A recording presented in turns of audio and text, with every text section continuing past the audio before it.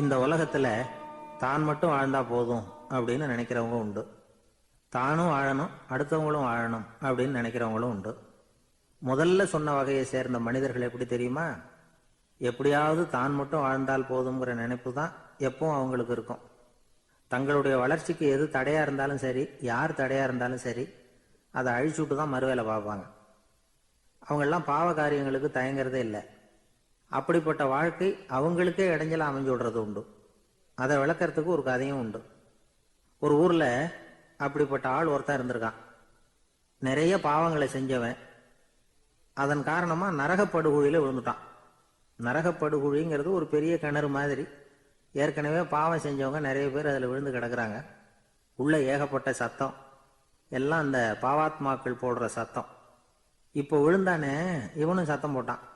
இவன் போடுற சத்தம் கொஞ்சம் அதிகமாக கேட்டுது, விழுந்தது. இந்த கிணத்துக்கு பக்கத்துல புத்தர் உட்கார்ந்துருக்கிறார். அவர் காதுல இவன் போடுற சத்தம் விழுந்தது. உடனே அந்த கிணத்தடிக்கு போனார், குனிஞ்சு பார்த்தார். சாமி என்னை காப்பாத்துங்க அப்படின்னு கத்தனான் இவன். புத்தர் அவனை கொஞ்சம் கவனிச்சு பார்த்தார். மனித சமுதாயத்துக்கு அவன் என்னென்ன கெடுதல் பண்ணியிருக்கிறாங்கிற விவரம்லாம் அவர் மனக்கண்ணில் தெரிஞ்சது. அவருக்கு எல்லாம் புரிஞ்சு போச்சு. இருந்தாலும் அவனை காப்பாத்துறதுக்கு ஏதாவது வழி உண்டா அப்படின்னு யோசிச்சார். அவன் தன்னுடைய வாழ்நாளில் ஏதாவது நல்லது செஞ்சிருக்கானா அப்படின்னு பார்த்தார். ஒரே ஒரு சமயம் அவன் தன்னுடைய காலடியில மிதிபட இருந்த சிலந்தியை மிதிக்காமல் தாண்டி போயிருக்கிறான். இந்த ஒரு காரியத்துக்காக அவனை கரையேற்ற முடியுமா அப்படின்னு நினைச்சார். அவ்வளவுதான். உடனே அவர் கையில ஒரு சிலந்தி வந்து உட்காந்துதான். அதுகிட்ட இருந்து நூல் இழை வெளிவர ஆரம்பிச்சது. அந்த நூல் இழை கிணற்று ஆழம் வரைக்கும் அப்படியே நீண்டுகிட்டே போச்சான். புத்தர் பார்த்தார். இந்த நூலை பிடிச்சிக்கிட்டு மேலே ஏறி வா அப்படின்னார். என்னங்க சொல்றீங்க? இந்த சிலந்தி நூல் என்ன தாங்குமான்னு கத்தினான். எல்லாம் தாங்கும், அதை பிடிச்சிக்கிட்டு ஏறி வா அப்படின்னார். சந்தேகத்தோடவே அவன் அந்த நூல் இழைய பிடிச்சி இழுத்து பார்த்தான். ரொம்ப வலுவா இருந்தது. அவனுக்கு ஆச்சரியம். அதை பிடிச்சிக்கிட்டே மெதுவா மேலே ஏறி வர ஆரம்பிச்சிட்டான். பாதி தூரம் ஏறி வந்திருப்பான். அப்போ அவன் காலுக்கு கீழே ஏதோ சத்தம். என்னன்னு குனிஞ்சு பார்க்கறான். கீழே கிடந்தவங்க சில பேரும் அந்த நூலை பிடிச்சி மேலே வந்துகிட்டு இருக்கிறாங்க. இவனுக்கு கோபம் வந்துட்டுது. தன்னுடைய இடுப்புல வச்சிருந்த கத்தியை எடுத்து தன்னுடைய காலுக்கு கீழே நூல் இழையை அப்படியே வெட்டி விட்டுட்டான். இனிமே நாம மட்டும்தான் மேலே ஏறி வந்துடணும் அப்படின்னு நினைச்சுக்கிட்டான். ஆனா நடந்தது என்ன தெரியுமா? மொத்த நூல் இழையும் அப்படியே அருந்து கீழே விழுந்துட்டுது. அவனும் பொத்துன்னு கீழே விழுந்துட்டான். மறுபடியும் கத்த ஆரம்பிச்சுட்டான். ஏற்கனவே அவன் செஞ்சிருந்த ஒரு சிறு கருணை அந்த நூல் இழைக்கு உறுதியை கொடுத்தது. இப்போ அவன் செஞ்ச பாவம் அந்த நூல் இழைய வலுவிழக்க செஞ்சுட்டுது.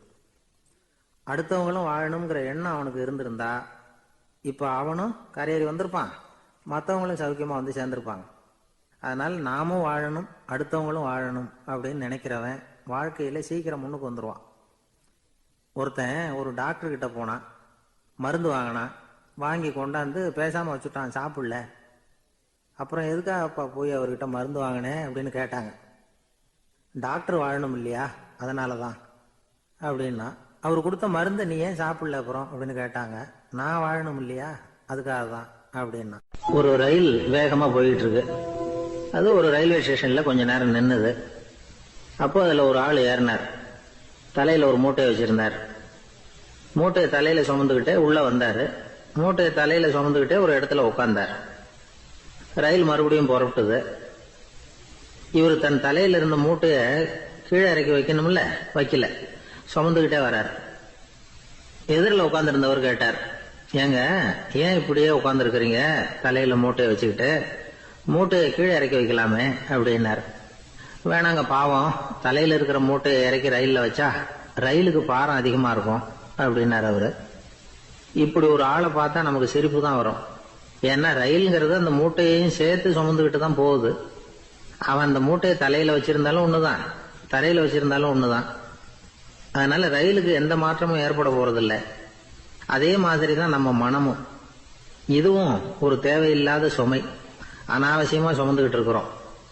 இத கீழே இறக்கி வச்சுட்டா வாழ்க்கை பிரயாணம் சுகமா இருக்கும். ரயில் பிரயாணம் பண்ற அந்த ஆள் மூட்டையை சுமக்கிறான், வாழ்க்கை பிரயாணம் பண்ற நாம மனசை சுமக்கிறோம். இது ரெண்டுக்கும் எந்த வித்தியாசமும் இல்லை. மனசை கீழே இறக்கி வச்சுட்டா பாரம் இல்லாமல் வாழலாம், பறவைகள் மாதிரி பறக்கலாம், குழந்தைகள் மாதிரி கள்ளங்கபடம் இல்லாம வாழலாம். இந்த வெளி உலகத்துல நாம நிலை பெற்று இருக்கணும், வேரூன்றி இருக்கணும். அதே சமயம் நம்முடைய உள்வெளியில ஆன்மீக வாழ்க்கையில பாரம் இல்லாம இருக்கணும். அப்போ பறக்கணும், நதியை போல ஓடணும், மிதக்கணும், பயணம் சுகமா இருக்கும், களைப்பு தெரியாது, கவலை தெரியாது. ஒரு சீடன் போதி தர்மரை நாடி வந்தான்.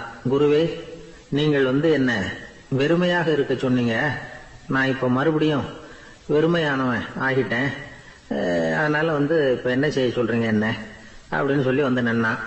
உடனே அந்த குரு பக்கத்துல இருந்த ஒரு குச்சியை எடுத்து அவன் தலையில அடிச்சு, போய் அந்த வெற்றுத்தன்மையையும் வீசி எறிந்து விட்டு வா அப்படின்னார்.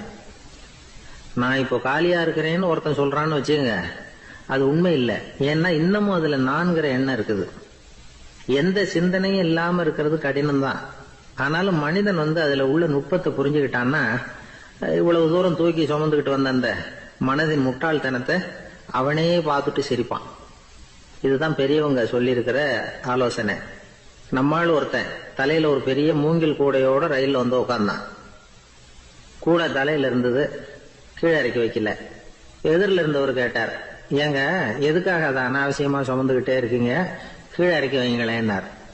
இல்லைங்க, நான் வீட்டை விட்டு புறப்படும் பொழுதே என் பையன் சொல்லிவிட்டான், கூடைய தலையை விட்டு இறக்கக்கூடாதுன்னு அப்படின்னார். அவன் சின்ன பையன், விவரம் இல்லாம சொல்லியிருப்பான். இப்ப என்ன நேரில் வந்தா பாத்துக்கிட்டு இருக்கிறான், நீங்க இறக்கி வைங்கன்னார் அவர். அவன் நேரில் பாத்துக்கிட்டு இல்ல, இருந்தாலும் நான் இந்த கூடையை கீழே இறக்கி வச்சா அது அவனுக்கு தெரிஞ்சிடும் அப்படின்னாரு இவர். அது எப்படின்னாரு அவர். அவன் தனக்கு டிக்கெட் வாங்க வேணாம்னு சொல்லி இப்ப இந்த கூடைக்குள்ளதான் உட்கார்ந்துருக்கிறான் அப்படின்னு. ஒரு பெரிய நினைவு மண்டபம், அதுக்கு முன்னாடி ஒரு அப்பாவும் பிள்ளையும் நின்றுகிட்டு இருக்கிறாங்க. அந்த வழியா போறவங்க வர்றவங்க எல்லாம் அந்த இடத்துல நின்று அது என்ன மண்டபம் அப்படின்னு விசாரிக்க ஆரம்பிச்சாங்க. அந்த அப்பாவும் பிள்ளையும் தான் வர்றவங்களுக்கெல்லாம் விவரம் சொல்லிட்டு இருக்கிறாங்க. அதாவது இந்த இடத்துல ஒரு பெரிய மகான் சமாதி ஆயிருக்கார், அவர் சமாதியான இடத்துல இந்த நினைவு மண்டபத்தை கட்டியிருக்கிறோம் அப்படின்னாங்க. ஊர் பூரா இந்த செய்தி பரவிச்சு. நிறைய பேர் அந்த இடத்தை தேடி வர ஆரம்பிச்சாங்க. இங்க கொஞ்ச நேரம் உட்காந்துட்டு போனா மனசுக்கு ஒரு நிம்மதி கிடைக்குது அப்படின்னாங்க. அங்க இருந்த உண்டியல்ல நிறைய காசு போட்டுட்டு போறாங்க. பணம் கிடுகிடுன்னு நிறைய சேர ஆரம்பிச்சுட்டுது. பணம் நிறைய சேர்ந்த உடனே அந்த அப்பாவுக்கும் பிள்ளைக்கும் தகராறு வந்துட்டுது. பணம் சேர்ந்தாலே சொத்து தகராறு வரத்தானே செய்யும், அது மாதிரி வந்துட்டுது. பையன் அடிக்கடி நிறைய பணம் கேட்க ஆரம்பிச்சான். அப்பா பார்த்தார், யோசனை பண்ணார், ஒரு முடிவுக்கு வந்தார். ஒரு நாள் பையனை கூப்பிட்டார், இதை பாருப்பா, நமக்குள்ள தகராறு வேணாம், அப்பாவும் பிள்ளையும் இப்படி சண்டை போட்டுக்கிட்டா பாக்குறவங்க தப்பா நினைப்பாங்க, அதனால நமக்குள்ள சமரசமா இதை தீர்த்துக்குவோம், என்ன சொல்ற அப்படின்னார் அப்பா. சரி நான் பையன். உடனே அந்த அப்பா என்ன பண்ணார் தெரியுமா, மகன்கிட்ட கொஞ்சம் பணத்தை கொடுத்தார், தன்கிட்ட இருந்த ஒரு கழுதையையும் கொடுத்தார். இதை வச்சு நீ பொழைச்சிக்கோ அப்படின்னு சொல்லி அனுப்பி வச்சுட்டார். மகன் அந்த கழுதையை எடுத்துக்கிட்டு அடுத்த ஊருக்கு போனான். வழியிலேயே அந்த கழுதை செத்து போச்சு. உடனே என்ன பண்ணலாம்னு யோசனை பண்ணான். ஒரு ஐடியா வந்தது. அந்த கழுதைய ஒரு சாலை ஓரமா புதைச்சான். கையில் இருந்த பணத்தை வச்சு அந்த இடத்துல ஒரு கல் மண்டபம் கட்டினான். அந்த வழியா 2 பேர் வந்தாங்க. இது என்ன மண்டபம்னு விசாரிச்சாங்க. இந்த இடத்துல ஒரு பெரிய மகான் சமாதி ஆயிருக்கிறார் அப்படின்னா. இந்த செய்தி ஊர் பூரா பரவ ஆரம்பிச்சுட்டுது. நிறைய பேர் வந்து போக ஆரம்பிச்சாங்க. இங்க வந்தா மனசுக்கு ஒரு பெரிய நிம்மதி கிடைக்குது அப்படின்னு வேற சொல்ல ஆரம்பிச்சாங்க. வர வர கூட்டம் அதிகமா வர ஆரம்பிச்சுட்டுது. உண்டியல்ல பணம் நிறைய சேர்ந்துட்டுது. நகையெல்லாம் கூட கழட்டி காணிக்கையா போட ஆரம்பிச்சுட்டாங்க. அப்பாவை விட மகன் பெரிய ஆளாயிட்டான். இதை கேள்விப்பட்டார் அப்பா. பையனை பார்த்துட்டு வரலாம்னு ஒரு நாள் புறப்பட்டு வந்தார். பையன் ஓஹோன்னு இருக்கிறான். பங்களா, காரு எல்லாம் வந்துட்டுது. எப்படிடா இந்த அளவுக்கு ஆனே அப்படின்னு விசாரிச்சார். அப்பா, எல்லாம் உங்க ஆசீர்வாதம் தான், நீங்க கொடுத்த மூலதனத்தை வச்சுதான் இவ்வளவும் சம்பாதிச்சேன் அப்படின்னு நான் பையன். அது எப்படிறான்னு விசாரிச்சார். அப்பா, நீங்க ஒரு கழுதை குட்டியும் கொஞ்சம் பணமும் என்கிட்ட கொடுத்து அனுப்பி வச்சிங்க, அதை எடுத்துக்கிட்டு வந்தேன். வர்ற வழியில அந்த கழுதை செத்து போச்சு. உடனே யோசனை பண்ணேன், அந்த கழுதையை இந்த இடத்துல புதைச்சேன், கையில் இருந்த பணத்தை வச்சு மண்டபம் கட்டினேன், மகான் ஒருத்தர் சமாதி ஆயிருக்கார் அப்படின்னு வதந்தியை கிளப்பி விட்டேன். ஜனங்கள்லாம் ஏமாந்து போய் காசை கொண்டாந்து போட ஆரம்பிச்சிட்டாங்க. நான் பொழைச்சிக்கிட்டு இருக்கிறேன் அப்படின்னா. இப்போதான்டா நீ என் புள்ள அப்படின்னு சொல்லி சந்தோஷப்பட்டாரான் அந்த அப்பா. ஏன் அப்படி சொல்றீங்கன்னு கேட்டிருக்கான் பையன். கழுத குட்டியை புதைச்சி மண்டபம் கட்டியிருக்கிற நீ, ஏற்கனவே நம்ம ஊர்ல நாம கட்டியிருக்கிறோமே மண்டபம், அது இந்த கழுதையோட அம்மாவை புதைச்ச இடம். மகான் சமாதி ஆயிருக்காருன்னு நானும் சும்மா கப்சா தான் விட்டுக்கிட்டு இருக்கேன் அப்படின்னாரான் அப்பா. முட்டாள் ஜனங்களை நினைச்சு அந்த 2 பேரும் சத்தம் போட்டு சிரிச்சாங்களாம். மனுஷன் ஏமாத்துறது ரொம்ப சுலபம். என் கூட படிச்ச ஒருத்தன் திடீர்னு ஒரு நாள் எல்லாருக்கும் அருள் வாக்கு சொல்ல ஆரம்பிச்சுட்டான். அவன் ஒரு ஆபீஸ்லயும் வேலை பார்க்கறான். ஆபீஸ்ல உள்ளவங்கெல்லாம் அவங்ககிட்ட வந்து அருள் வாக்கு கேட்கறது வழக்கம். ஒரு நாள் நான் அவன் முன்னாடி போய் உட்காந்து பேசிக்கிட்டு இருந்தேன். அப்போ அதே ஆபீஸ்ல வேலை பார்க்குற ஒருத்தர் அவங்ககிட்ட வந்து, சுவாமி, என் மேஜையில் வச்சிருந்த பேனா திடீர்னு காணாமல் போட்டுது, அது திரும்ப கிடைக்குமா எனக்கு அப்படின்னு கேட்டார். இவன் கண்ணை உருட்டி பார்த்துட்டு, அது உனக்கு கிடைக்காது, புதுசாக வேற ஒன்று வாங்கிக்கப்போ அப்படின்னா. சரின்னு அவர் போயிட்டார். அவர் போனதுக்கு அப்புறம் நான் மெதுவாக இவனை பார்த்து, அது எப்படிரா அது உனக்கு கிடைக்காதுன்னு அவ்வளோ உறுதியாக அவர்கிட்ட சொன்னேன் அப்படின்னு கேட்டேன். இவன் மெதுவாக என் காதுகிட்ட வந்து, அந்த பேனாவை கிளப்புனதே நான் தான் அப்படிங்கிறான். கடற்கரை ஓரமா ஒரு பெரியவர் கையால மணலை கீறிக்கிட்டே உட்காந்துருக்கிறார். என்னத்தையும் தேடிட்டு இருக்கிறது மாதிரி தெரிஞ்சது. மெதுவா கிட்டத்துல போய், என்னத்தை தேடிட்டு இருக்கிறீங்க அப்படின்னு கேட்டோம். அவரு சாவகாசமா நிமிர்ந்து பார்த்து, நிம்மதியை தேடிட்டு இருக்கிறேன்னார். நாங்க ஒரு மாதிரி ஆயிட்டோம். இருந்தாலும் சமாளிச்சுக்கிட்டு, சார், மணல்ல வந்து கிழிஞ்சல் தான் கிடைக்கும், நிம்மதி கிடைக்காது அப்படின்னோம். சரி, இன்னைக்கு வசமா நம்ம கிட்ட ஒரு ஆள் மாட்டிக்கிட்டார் அப்படின்னு நினைச்சு அவர் பக்கமா போய் உட்காந்துக்கிட்டு கதை சொல்ல ஆரம்பிச்சிட்டோம். ஒரு பெரிய மன்னர் இருந்தார். அவருக்கு எல்லா வசதியும் இருந்தது. இருந்தாலும் ஒரே ஒரு குறை. அது என்னன்னா, நிம்மதி இல்லைங்கிற குறை. அரண்மனையில தினமும் கலை நிகழ்ச்சி, நாட்டியம் எல்லாம் நடந்துகிட்டு தான் இருந்தது. இருந்தாலும் நிம்மதி இல்லை. சரி, நிம்மதி எங்க கிடைக்கும் அப்படின்னு தேட ஆரம்பிச்சார். உடனே அதுக்கான முயற்சிகள்ல தீவிரமா இறங்கினார். நாட்டுல உள்ள தத்துவ மேதைகளை எல்லாம் கூப்பிட்டுட்டு வர சொன்னார். எல்லாரும் வந்து சேர்ந்தாங்க. அவங்கள பார்த்து, நிம்மதி எங்க இருக்குது அப்படின்னு விசாரிச்சார். அவங்களுக்கு அது தெரிஞ்சா ஏன் இப்படி ராஜா முன்னாடி வந்து நின்றுட்டு இருக்க போறாங்க? ராஜாவோட கேள்விக்கு ஒவ்வொருத்தரும் ஒவ்வொரு மாதிரி விளக்கம் கொடுக்க ஆரம்பிச்சுட்டாங்க. எந்த பதிலும் ராஜாவுக்கு திருப்தி அளிக்கக்கூடிய அளவுக்கு இல்லை. சரி, போயிட்டு வாங்கன்னு சொல்லி அவங்களை எல்லாம் அனுப்பி வச்சுட்டார். ஒரு நாள் அவர் மாளிகையில உப்பரிகையில நின்றுட்டு இருக்கிறார். அந்த சமயத்துல தெருவுல ஒரு பிச்சைக்காரன் ரொம்ப உல்லாசமா பாட்டு பாடிக்கிட்டே போயிட்டு இருக்கிறான். குரல்ல ஒரு சந்தோஷம், நடையில ஒரு மிடுக்கு. அவன்கிட்ட கொஞ்சம் கூட கவலை இருக்கிறதா தெரியல. உடனே ராஜா அதை பார்த்தார். ஏவலாளிகளை வந்து கைதட்டி கூப்பிட்டார். உடனே ஓடி போய் அந்த பிச்சைக்காரனை இங்க அழைச்சிட்டு வாங்கன்னு உத்தரவு போட்டார். இவங்க உடனே ஓடி போய் அவனை கூப்பிட்டாங்க. அரண்மனைக்கு வாழ்ந்தாங்க. அவன் வரல. அரண்மனைக்கு உள்ள அடி எடுத்து வைக்க மாட்டேன்னு சொல்லிவிட்டான். ராஜா கிட்ட வந்து விஷயத்தை சொன்னாங்க. அவருக்கு ரொம்ப ஆச்சரியம், இப்படி ஒரு ஆள் இருக்கிறானா அப்படின்னு. சரி, அவன் என்னதான் சொல்றான் அப்படின்னு விசாரிச்சார். இவங்க மறுபடியும் தெருவுக்கு போய் கேட்டாங்க. என்ன பார்க்கணும்னா, ராஜா விருப்பப்பட்டாருன்னா அவரை வேணும்னா இங்க வர சொல்லுங்க அப்படின்னு சொல்லிவிட்டான். அதை வந்து ராஜா கிட்ட சொன்னாங்க. அவருக்கு கோபம் வரல. இவ்வளவு சுதந்திர உணர்வோட இருக்கிறவன் சாதாரண ஆளா இருக்க முடியாது அப்படின்னு நினைச்சார். உடனே கிடுகிடுன்னு இறங்கி தெருவுக்கு வந்தார். பிச்சைக்காரங்கிட்ட போனார்.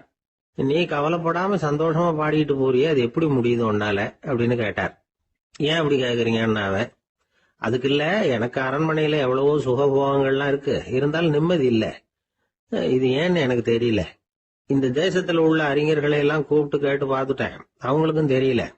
உன்னை கேட்டா தெரியும்னு நினைச்சேன், அதனாலதான் சந்திக்கிறதுக்கு ஆசைப்பட்டேன். ஆனா நீ வரமாட்டேன்னு விட்டியே அப்படின்னார்.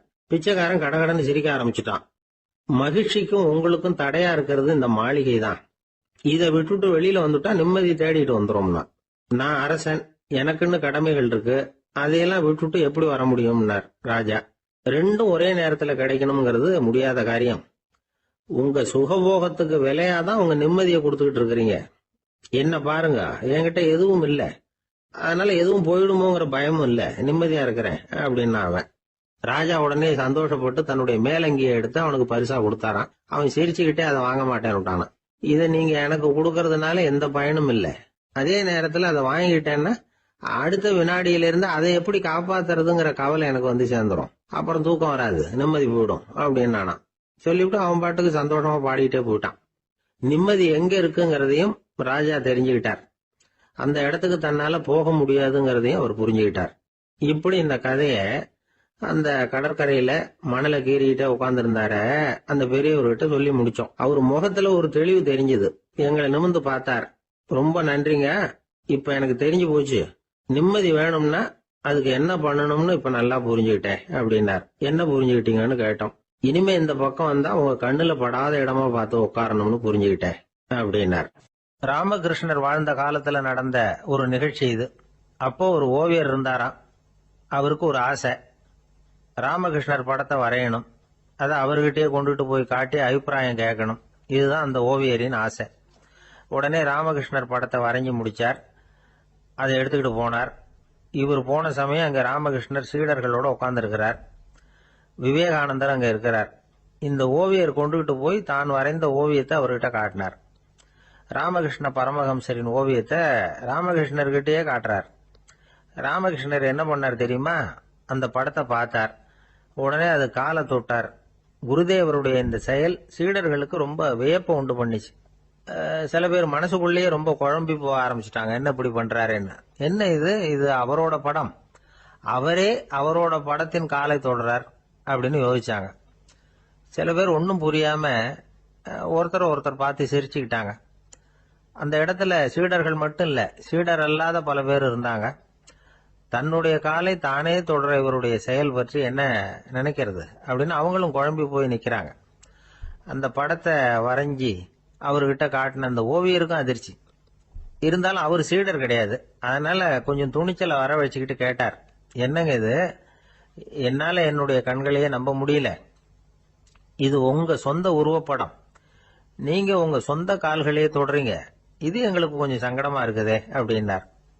ராமகிருஷ்ணரின் கண்கள்ல ஆனந்த கண்ணீர் வழிஞ்சுதான். அவர் சொன்னாராம், இது என்னோட படம்ங்கிறது எனக்கு தெரியும். ஆனா இது என்னோட படம்ங்கிறதுனால நான் இதோட காலை தொடல.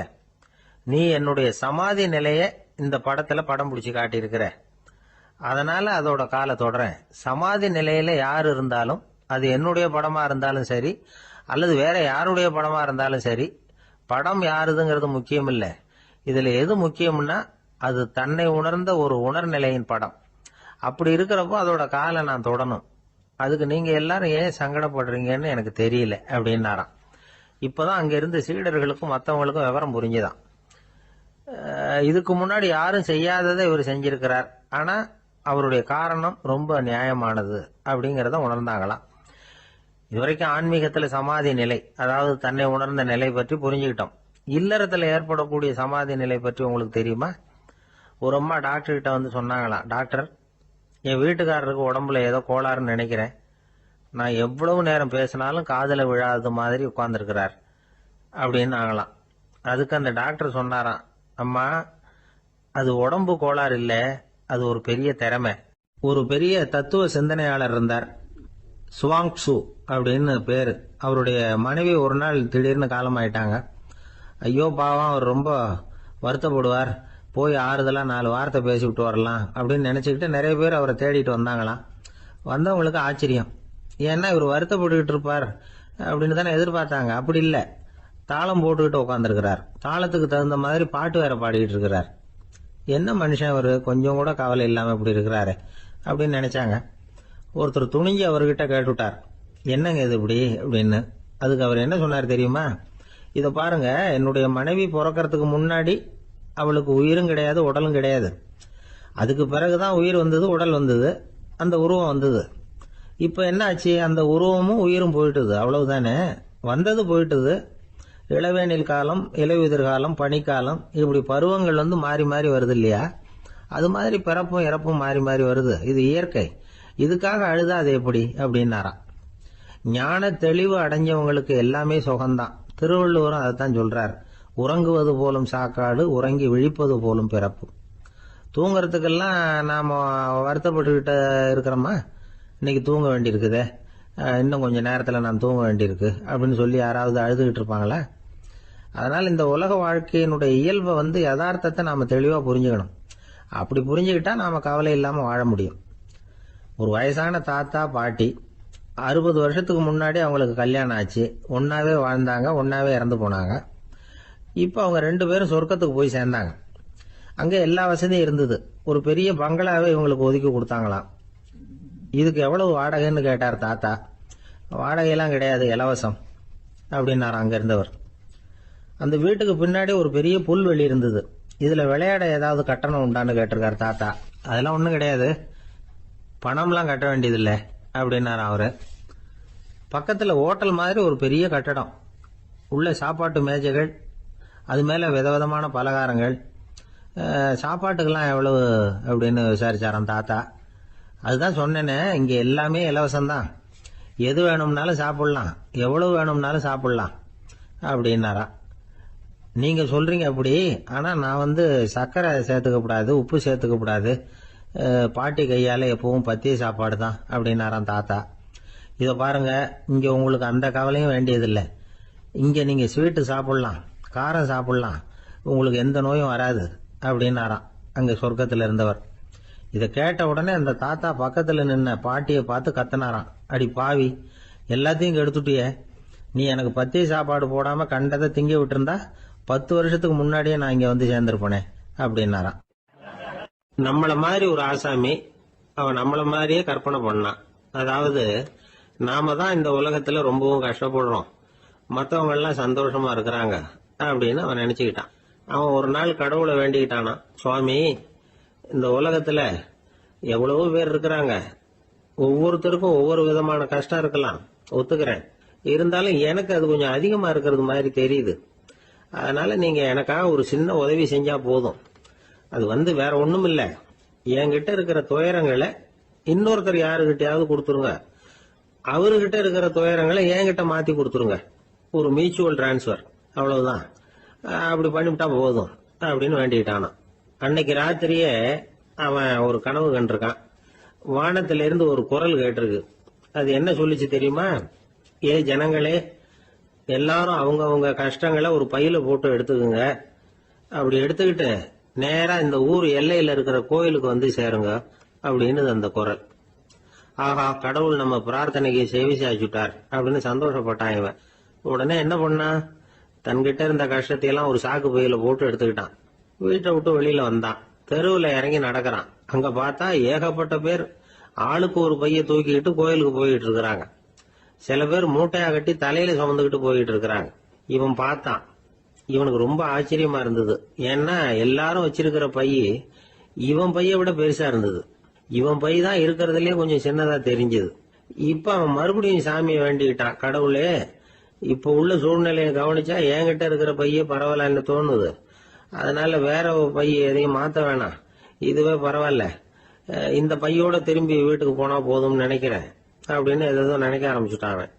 எல்லாரும் கோயிலுக்கு போய் சேர்ந்தாங்க. கோயில்ல அந்த குரல் மறுபடியும் கேட்டுது. எல்லாரும் அவங்கவுங்க பைகளை சோகத்துல தொங்க விடுங்க, திடீர்னு விளக்குகள் அணையும், மணி அடிக்கப்படும், அதுதான் அடையாளம். அந்த சமயத்துல இருட்டுல உங்களுக்கு வேண்டிய பைய நீங்க மாத்தி எடுத்துக்கலாம், தேர்ந்தெடுத்துக்கலாம். வெளிச்சம் இருக்கிறப்பவே உங்களுக்கு பிடிச்ச பைக்கு பக்கமா பார்த்து நீங்க நின்னுக்கலாம் அப்படின்னு சொல்லி விவரம் சொல்லிச்சான் அந்த குரல். அப்படி சொன்னதுக்கு அப்புறம் திடீர்னு விளக்கு அணைஞ்சுது, மணி அடிச்சுது. கொஞ்ச நேரம் கழிச்சு மறுபடியும் விளக்குகள்லாம் எரிஞ்சுது. இப்போ பார்த்தா எல்லாரும் அவங்கவுங்க பையையே கெட்டியா பிடிச்சிட்டு நிக்கிறாங்க. இவனும் அப்படியே நிக்கிறான். இவன் மெதுவா பக்கத்துல நிக்கிறவங்க கிட்ட கேட்டானா, ஏன் நீங்க பைய கையிலேயே வச்சிருக்கிறீங்க, செவுத்துல மாட்டலையா அப்படின்னு கேட்டிருக்கான். இல்லப்பா, நீ ஏன் கையிலேயே வச்சிருக்கிறியோ அதே காரணத்துக்காக தான் நாங்களும் வச்சிருக்கிறோம். நம்ம கவலைகளை பத்தி நமக்கு ஓரளவுக்காவது தெரியும். ஆனா மத்தவங்க கவலைகள் நமக்கு பரிச்சயம் இல்லாதவை, பழக்கம் இல்லாதது. அதனால நமக்கு தெரிஞ்ச கவலைகளை சமாளிக்கிறது சுலபம். தெரியாததை சமாளிக்கணும்னா மறுபடியும் ஆரம்பத்தில இருந்து ஆரம்பிக்கணும். அதனால பழைய நண்பர்களோட வாழறது தான் மேல் அப்படின்னு நானாம். அதுக்கப்புறம் அவன் தன்னோட பைய போதும்னு வீட்டுக்கு திரும்பி வச்சானான். இது ஒரு பெரியவர் சொல்லி இருக்கிற கதை. அதனால நம்ம கிட்ட இருக்கிற கஷ்டங்கள் தான் பெருசு, அதை இன்னொருத்தங்கிட்ட கொடுத்துட்டு மாத்திக்கலாம் அப்படின்னு நினைக்கிறது தப்பு. இதே மாதிரி இன்னொரு சம்பவம். ஒரு ஊர்ல ஒரு நாள் ராத்திரி ஆகாயத்தில இருந்து கடவுள் குரல் கேக்குது. இந்த ஊர்ல இருக்கிற ஜனங்கள்லாம் கொஞ்சம் கவனிங்க, உங்களுக்கு ஒரு செய்தி. அதாவது இங்க இருக்கிற ஜனங்கள்லயே கொஞ்சம் கூட கவலையே இல்லாத ஆள் யாருன்னு எனக்கு தெரியணும். அதனால எல்லாரும் அவங்க கவலைகளை ஒரு பையில போட்டு எடுத்துக்கிட்டு கோயிலுக்கு வாங்க அப்படின்னாரு கடவுள். உடனே வரிசையா எல்லாரும் வர ஆரம்பிச்சாங்க. எல்லார் கையிலயும் பை இருந்தது, சின்னதும் பெருசுமா. கவலையே இல்லாத ஆள் யாருன்னு தேடினார் கடவுள். ஒரே ஒரு ஆள் மட்டும் கையில எதுவும் இல்லாம வெறும் கையை வீசிக்கிட்டு ரொம்ப ஜாலியா நடந்து வந்துகிட்டு இருந்தான். கடவுள் அவன்கிட்ட போனார். ஏன்பா, உனக்கு கவலையே இல்லையா அப்படின்னு கேட்டார். எனக்கும் சில கவலைகள்லாம் உண்டு அப்படின்னு அவன். எங்க அதெல்லாம்னு கேட்டிருக்காரு கடவுள். பின்னாடி லாரியில வந்துகிட்டு இருக்கு அப்படின்னு அவன். ஒரு ஊர்ல ஒரு மன்னர் இருந்தார். அவரு பக்கத்து தேசத்து மேல படையெடுக்கணும்னு நினைச்சுக்கிட்டு இருந்தார். அதையும் தன்னுடைய நாட்டோட சேர்த்துக்கணுங்கிற ஆசை. எப்போ படையெடுக்கலாம்னு யோசிச்சுக்கிட்டு இருந்தார். இப்படி யோசிச்சுக்கிட்டு இருந்த சமயத்துல ஒரு பெரியவர் அவரை தேடிட்டு வந்தார். அவர் அடிக்கடி வருவார், அவர்கிட்ட பேசிக்கிட்டு இருப்பார். இப்போ அப்படித்தான் வந்தார். என்ன மன்னா யோசனைன்னாரு. இவர் தன்னுடைய யோசனையை சொன்னார். இந்த சமயத்துல மன்னருக்கு தாகம் எடுத்தது, தண்ணி குடிக்கணும் போல இருந்தது. உடனே அங்க இருந்த ஒரு அரண்மனை பணியாளரை கூப்பிட்டார். போய் கொஞ்சம் தண்ணி கொண்டு வாப்பா அப்படின்னார். அந்த பணியாளர் போனார், ஒரு கோலையில தண்ணி கொண்டு வந்தார். ராஜா கிட்ட நீட்டினார். ராஜா அதை வாங்கி குடிக்கிறதுக்காக வாய்கிட்ட கொண்டுட்டு போனார். அந்த நேரம் பார்த்து மன்னா கொஞ்சம் பொறுங்கன்னார் இந்த பெரியவர். ஆவலோட குடிக்க போன மன்னர் அப்படியே நிறுத்திக்கிட்டு பெரியவரை பார்த்தார். இப்ப அந்த பெரியவர் சொன்னார், மன்னா, இப்ப உங்களை விட வலிமை உள்ள ஒரு சக்தி உங்களுக்கு தண்ணி கொடுக்க மறுத்துடுதுன்னு வைங்க, உங்களை குடிக்க விடாம தடுத்துடுது அப்படின்னா, இப்ப இந்த ஒரு கோவள தண்ணீரை என்ன விலை கொடுத்து வாங்குவீங்க அப்படின்னு கேட்டார். இப்ப எனக்கு இருக்கிற தாகத்துக்கு என்னுடைய அரசாங்கத்துல பாதியையாவது கொடுத்து இந்த தண்ணியை வாங்கறதுக்கு தயங்க மாட்டேன்னார் அவர். சரி, இப்ப அந்த தண்ணியை குடிங்கன்னார் பெரியவர். மன்னர் ஆவலோடு அந்த தண்ணியை குடிச்சு முடிச்சார். அதுக்கப்புறம் கொஞ்ச நேரம் தன்னுடைய படையெடுப்பை பத்தி சொல்லிட்டு இருந்தார். கொஞ்ச நேரம் கழிச்சு மறுபடியும் இந்த பெரியவர் கேட்டார், மன்னா, இப்போ நீங்க ஒரு கோவள தண்ணீரை குடிச்சு முடிச்சுட்டீங்க. இப்ப அந்த தண்ணீர் உங்க உடம்ப விட்டு வெளியில வரக்கூடிய பாதை அடப்பட்டு போச்சு அப்படின்னு வச்சுங்க, அதை வெளியேற்றுவதற்காக நீங்க எவ்வளவு செலவழிப்பீங்க அப்படின்னு கேட்டார். மன்னர் யோசனை பண்ணார். அப்படி ஒரு நிலைமை ஏற்பட்டு போச்சுன்னா என்னுடைய அரசாங்கம் பூராவையும் அதுக்கு ஈடா தர்றதுக்கு கூட தயங்க மாட்டேன்னார். இப்ப அந்த பெரியவர் சொன்னார், எந்த அரசாங்கத்தின் மதிப்பு ஒரு கோவள தண்ணீர் அளவுக்கு கூட இல்லையோ அந்த அரசாங்கத்தை அடையணுங்கிற பேராசையில மனிதர்கள் தங்களுடைய சகோதரர்கள் கூடவே சண்டை போட்டுக்கிறாங்களே, அதுல ஏதாவது அர்த்தம் இருக்குதா அப்படின்னாராம். மன்னருக்கு இப்பதான் அர்த்தம் புரிஞ்சுதான். மனசுல தெளிவு உண்டாச்சு. தன் மனசுக்குள்ள உண்டான வெறிய விரட்டி அடிச்சு விட்டார். அதுக்கப்புறம் நிம்மதியா ஆட்சி புரிஞ்சார். இப்படி ஒரு கதை. உயிருக்கு என்ன விலை கொஞ்சம் யோசனை பண்ணி பாருங்க. ஆனா அது இப்ப எவ்வளவு மலிவா போயிட்டுது, அதையும் யோசனை பண்ணி பாருங்களேன். ஆசை பேராசையா மாறுது, அப்புறம் அது வெறியா ஆகுது, அதுக்கப்புறம் பைத்தியம் முடியுது. இந்த காலத்து மனிதர்களுக்கு 2 விதமான பைத்தியம் பிடிச்சிருக்கிறதாக ஒரு பெரியவர் சொல்றார். ஒன்னு பணம், இன்னொன்னு அதிகாரம். இதெல்லாம் எவ்வளவு காலத்துக்கு நீடிக்கும்? ஒரு சர்வாதிகார நாட்டுல 3 பேர் ஜெயில இருட்டு அறையில பேசிட்டு இருக்கிறாங்க. நீ எப்படி இந்த ஜெயிலுக்கு வந்த அப்படின்னு ஒருத்தர் கேட்டாராம். இந்த நாட்டு ராஜாவை ஆதரிச்சு நான் பிரச்சாரம் பண்ணினேன், அதனால கூட்டத்துல தகராறு வந்துட்டுது, கலவரமா போச்சு, அதுக்கு நான் தான் காரணம்னு அரெஸ்ட் பண்ணி இங்க கொண்டாந்து போட்டாங்க அப்படின்னாராம் அவரு. சரி, நீ எப்படி இங்க வந்த அப்படின்னு இன்னொருத்தரை பார்த்து கேட்டிருக்கார். நான் இந்த நாட்டு ராஜாவை எதிர்த்து பிரச்சாரம் பண்ணேன், அதனால கலவரம், அரெஸ்ட் பண்ணி கொண்டாந்து போட்டாங்கன்னார். சரிப்பா, நீ எப்படி அங்க வந்த அப்படின்னு 3வது ஆளை பார்த்து இவங்க கேட்டாங்களாம். இதுக்கு அந்த ஆள் மெதுவா வெளிச்சத்துக்கு நான் தான் இந்த நாட்டு ராஜா அப்படின்னா. ஒரு நல்ல நகைச்சுவை எப்படி இருக்கணும்? இதுக்கு ஒவ்வொருத்தர் ஒவ்வொரு மாதிரியான விளக்கத்தை கொடுத்துருக்குறாங்க. ஆனா கலைவாணர் NS கிருஷ்ணன் கொடுக்கிற விளக்கம் என்ன தெரியுமா? நகைச்சுவைங்கிறது அடுத்தவங்களுக்கு துன்பம் கொடுக்காம இருக்கணும், அடுத்தவங்க மனசை புண்படுத்தக்கூடாது, அதுதான் சிறந்த நகைச்சுவை அப்படிங்கிறார். அதுக்கு அவர் உதாரணமும் கொடுக்கிறார். ஒரு ஏரி ஓரமா 2 பசங்க நடந்து போயிட்டு இருக்கிறாங்க. அதுல ஒருத்தன் பணக்கார வீட்டு பையன், இன்னொருத்தன் ஏழை. இவங்க 2 பேரும் போயிட்டு இருக்கிறாங்க. வழியில் ஒரு இடத்துல ஒரு ஜோடி செருப்பு இவங்க கண்ணில் படுது. ஒரு விவசாயி அந்த செருப்பை அங்கே விட்டுட்டு பக்கத்தில் இருந்த ஏரியில கை காலை கழுவிட்டு இருக்கிறார். உடனே அந்த பணக்கார பையனுக்கு ஒரு ஐடியா. அவன் சொன்னானா, டேய், இப்போ ஒரு வேடிக்கை செய்யலாம், அந்த செருப்பு 2ஐயும் தூக்கி எட்டத்தில் வீசி எரிஞ்சிருவோம். அந்த ஆள் பார்த்துட்டு செருப்பை தேடி அல்லாடுவான், அங்கேயும் இங்கேயும் ஓடுவான், திரு திருன்னு முழிப்பான். அதை பார்த்து நாம் ரசிக்கலாம், நல்ல தமாஷா இருக்கும் அப்படின்னு இருக்கான். இப்படி சொல்லிவிட்டு அந்த செருப்புகளை தூக்கத்துக்கு போனானா. கொஞ்சம் பொறு அப்படின்னானா அந்த ஏழை பையன். ஏன்னு கேட்டிருக்கான் அவன். இப்போ அந்த ஏழை பையன் சொன்னானா, நீ சொல்றது ஒன்றும் வேடிக்கை கிடையாது, உன்னோட செருப்பு தொலைஞ்சா உன் அப்பா உடனே உனக்கு வேற செருப்பு வாங்கி கொடுத்துருவார். ஆனால் அந்த ஆளுக்கு இந்த செருப்பு தொலைஞ்சதுன்னா வேற புதுசாக வாங்கறதுக்கு வாயையும் வயத்தையும் கட்டி பணத்தை சேர்க்க வேண்டியிருக்கும். அதனால நான் ஒரு வேடிக்கை சொல்கிறேன், அது மாதிரி செய், அது இன்னமும் தமாஷா இருக்கும் அப்படின்னானா. எப்படி அது சொல்லுன்னு இருக்கான் அவன். செருப்பு 2ம் அது இருக்கிற இடத்துலயே இருக்கட்டும், உன் சட்டை பையிலிருந்து ஒரே ஒரு ரூபாய் நாணயத்தை எடு, அதை அந்த செருப்பு மேலே அதோட குதிகால் பகுதியில் வச்சுட்டு நாம் 2 பேரும் அந்த மரத்துக்கு பின்னாடி ஓடி போய் மறைஞ்சு நின்றுக்குவோம், அப்புறம் பாரு வேடிக்கைய அப்படின்னா. அதே மாதிரி 1 ரூபா காசு செருப்பு மேலே வச்சுட்டு இவங்க 2 பேரும் மறைஞ்சு நின்றுக்கிட்டாங்க. கொஞ்ச நேரத்தில் அந்த விவசாயி வந்தார். காலில் உள்ள மண்ணை தட்டிவிட்டு செருப்பை மாட்டுறதுக்காக போனார். அங்கிருந்த காசு கண்ணில் போட்டுட்டுது. அவருக்கு ஆச்சரியமா போச்சு. அதை கையில் எடுத்து பார்க்குறார். 4 பக்கமும் திரும்பி திரும்பி பார்க்குறார், யார் இதை வச்சிருப்பான்னு. கடைசியில் ஆகாயத்தை பார்க்குறார். ஆண்டவா, இது உன்னோட கருணை தான். நீ தான் யாரோ புண்ணியவான் மனசில் தர்மம் பண்ணுற எண்ணத்தை உண்டாக்கி இருக்கிற. அந்த புண்ணியவான் நல்லா இருக்கணும் அப்படின்னு வாழ்த்தி அந்த காசை கண்ணில் ஒத்திக்கிட்டாராம். மறைஞ்சிருந்து பார்த்துக்கிட்டு இருந்த ஏழை பையன் இப்படி சொன்னான், பாத்தியா, உன்னை புண்ணியவான்னு வாழ்த்திக்கிட்டு போறார் அந்த ஆள். அவருக்கும் சந்தோஷம், அதை பார்த்து நமக்கும் சந்தோஷம். உனக்கு 1 ரூபாங்கிறது ஒரு பெரிய விஷயம் இல்லை, ஆனால் அதனால் நமக்கு கிடைச்சிருக்கிற மகிழ்ச்சி ரொம்ப உயர்வானது அப்படின்னு நானும். வேடிக்கையும் கிண்டலும் இது மாதிரி அடுத்தவங்களுக்கு இடைஞ்சலாக இல்லாமல் இருக்கணும் அப்படிங்கிறார் கலைவாணர். ஆனால் பாருங்க, அவருக்கே இடைஞ்சலாக வர்ற விஷயங்களை கூட அவர் வேடிக்கையாக தான் எடுத்துக்கிட்டாராம். ஒரு தடவை ஒருத்தர் கலைவாணர்கிட்ட வந்து, ஐயா, என் குழந்தை செத்து போச்சு அப்படின்னு சொல்லி அழுதாராம். உடனே இவர் அவருக்கு 100 ரூபா பணத்தை கொடுத்து, இந்தாங்க அடக்கம் செய்யுங்க அப்படின்னு சொல்லி அனுப்பி வச்சாராம். 1 வருஷம் கழிச்சு மறுபடியும் அதே ஆள் வந்திருக்கார். இவர் மறந்துருப்பாருங்கிற நினைப்புல, அண்ணே, என் குழந்தை இறந்து போச்சுண்ணே அப்படின்னாராம். இவர் மறுபடியும் 100 ரூபாய் கொடுத்து ஆறுதல் சொல்லி அனுப்பி வச்சாராம். 7-8 மாசம் கழிச்சு மறுபடியும் அதே ஆள் வந்திருக்கார்.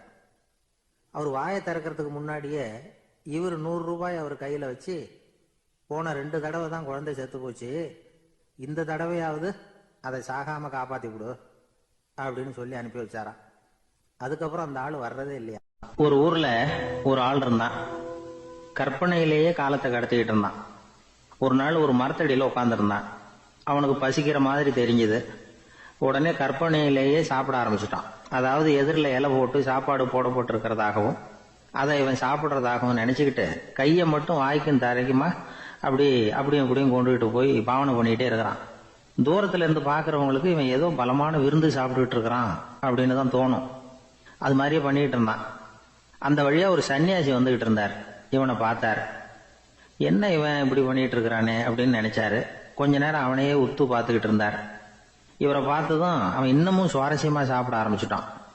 அப்பப்பா, என்ன இது, இந்த குழம்பு இவ்வளவு காரமா இருக்கு, என்னுடைய நாக்கே எரிஞ்சு போடும் போல இருக்கு அப்படின்னு சொல்லிட்டு பக்கத்துல ஒரு குவளையை எடுத்து தண்ணி குடிக்கிறது மாதிரி பாவனை பண்றான்.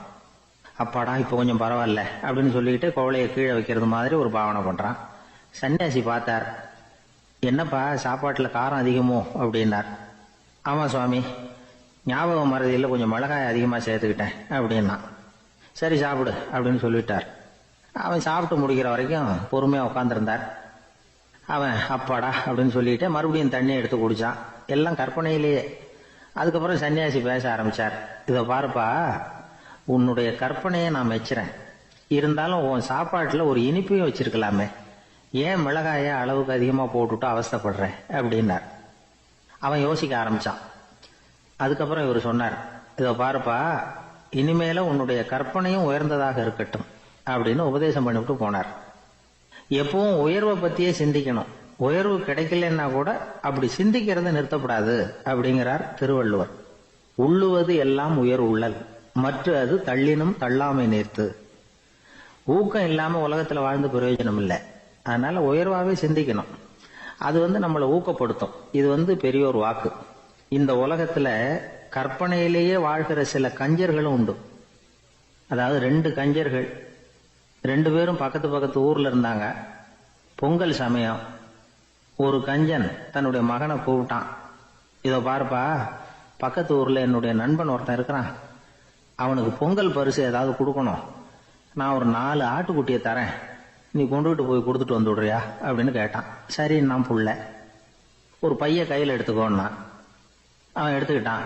இந்த ஆட்டுக்குட்டி பிடிச்சிக்கோ அப்படின்னு சொல்லி ஒவ்வொன்னா போடுறேன் பார் அப்படின்னு சொல்லிட்டு 1 2 3 4 அப்படின்னு எண்ணிக்கிட்டே வெறும் சைகையாலேயே ஆட்டுக்குட்டியை பிடிச்சி போடுறது மாதிரி பாவனை பண்ணிட்டு இருக்கிறான். அவன் பிள்ளையும் அது ரொம்ப அக்கறையா வாங்கிக்கிறது மாதிரி வாங்கிக்கிட்டு அந்த பைய தூக்கிட்டு அடுத்த ஊருக்கு போறான். இவன் அங்க போய் சேர்ந்த நேரத்துல அந்த கஞ்சன் ஊர்ல இல்ல, எங்கேயோ வெளியில போயிருக்கிறான். அவனோட புள்ள மட்டும்தான் வீட்டுல இருந்தான். இவன் அவன்கிட்ட, இதை பாரு, எங்க அப்பா உங்க அப்பாவுக்கு ஆட்டுக்குட்டி கொடுத்து அனுப்பியிருக்கிறாரு, பிடிச்சுக்கோ அப்படின்னு சொல்லி பாவனையிலேயே ஒவ்வொன்னா எடுத்து அவன்கிட்ட கொடுத்துட்டான். அவனும் வாங்கிட்டான் வாங்கறது மாதிரி. அப்புறம் சொன்னான், சரிப்பா, நானும் பதிலுக்கு ஏதாவது ஒன்றுகிட்ட கொடுக்கணும் இல்லையா, அதனால அந்த பைய புடி, ஒரு 10 எலுமிச்சம்பழம் தரேன், பதிலுக்கு அதை நீ எடுத்துட்டு போ அப்படின்னு சொல்லி கையாலேயே ஒவ்வொன்றா எடுத்து போடுறது மாதிரி பாவனை பண்ணிவிட்டான். அவனும் ரொம்ப நன்றி அப்படின்னு சொல்லிவிட்டு அதை வாங்கிட்டு போயிட்டான். கொஞ்ச நேரம் கழிச்சு வெளியில போயிருந்த அப்பங்காரன் திரும்பி வந்தான்.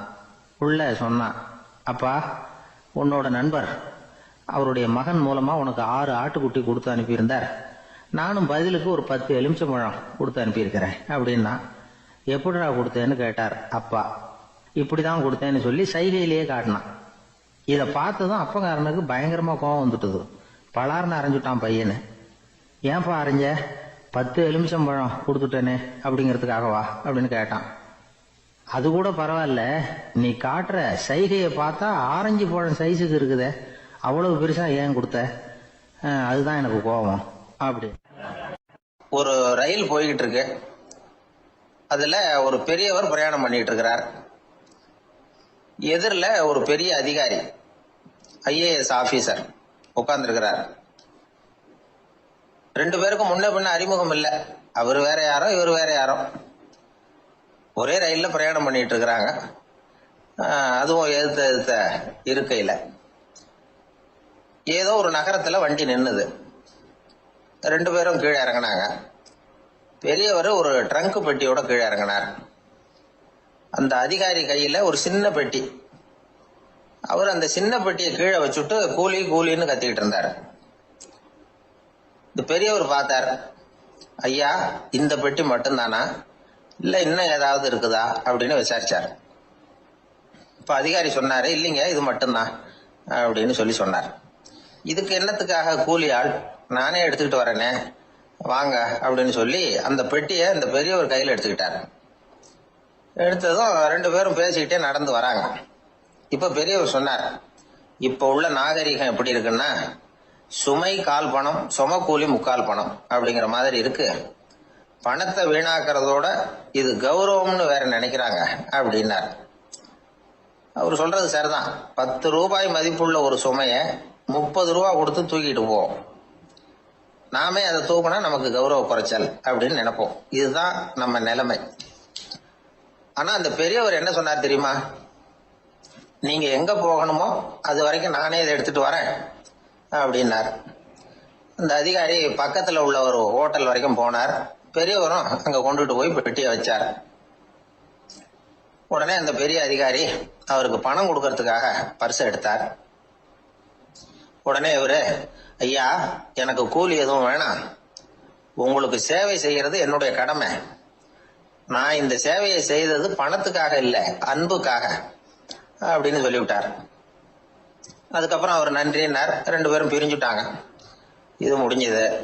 அன்னைக்கு சாயந்தரம் அங்க ஒரு பெரிய கூட்டம் நடக்குது.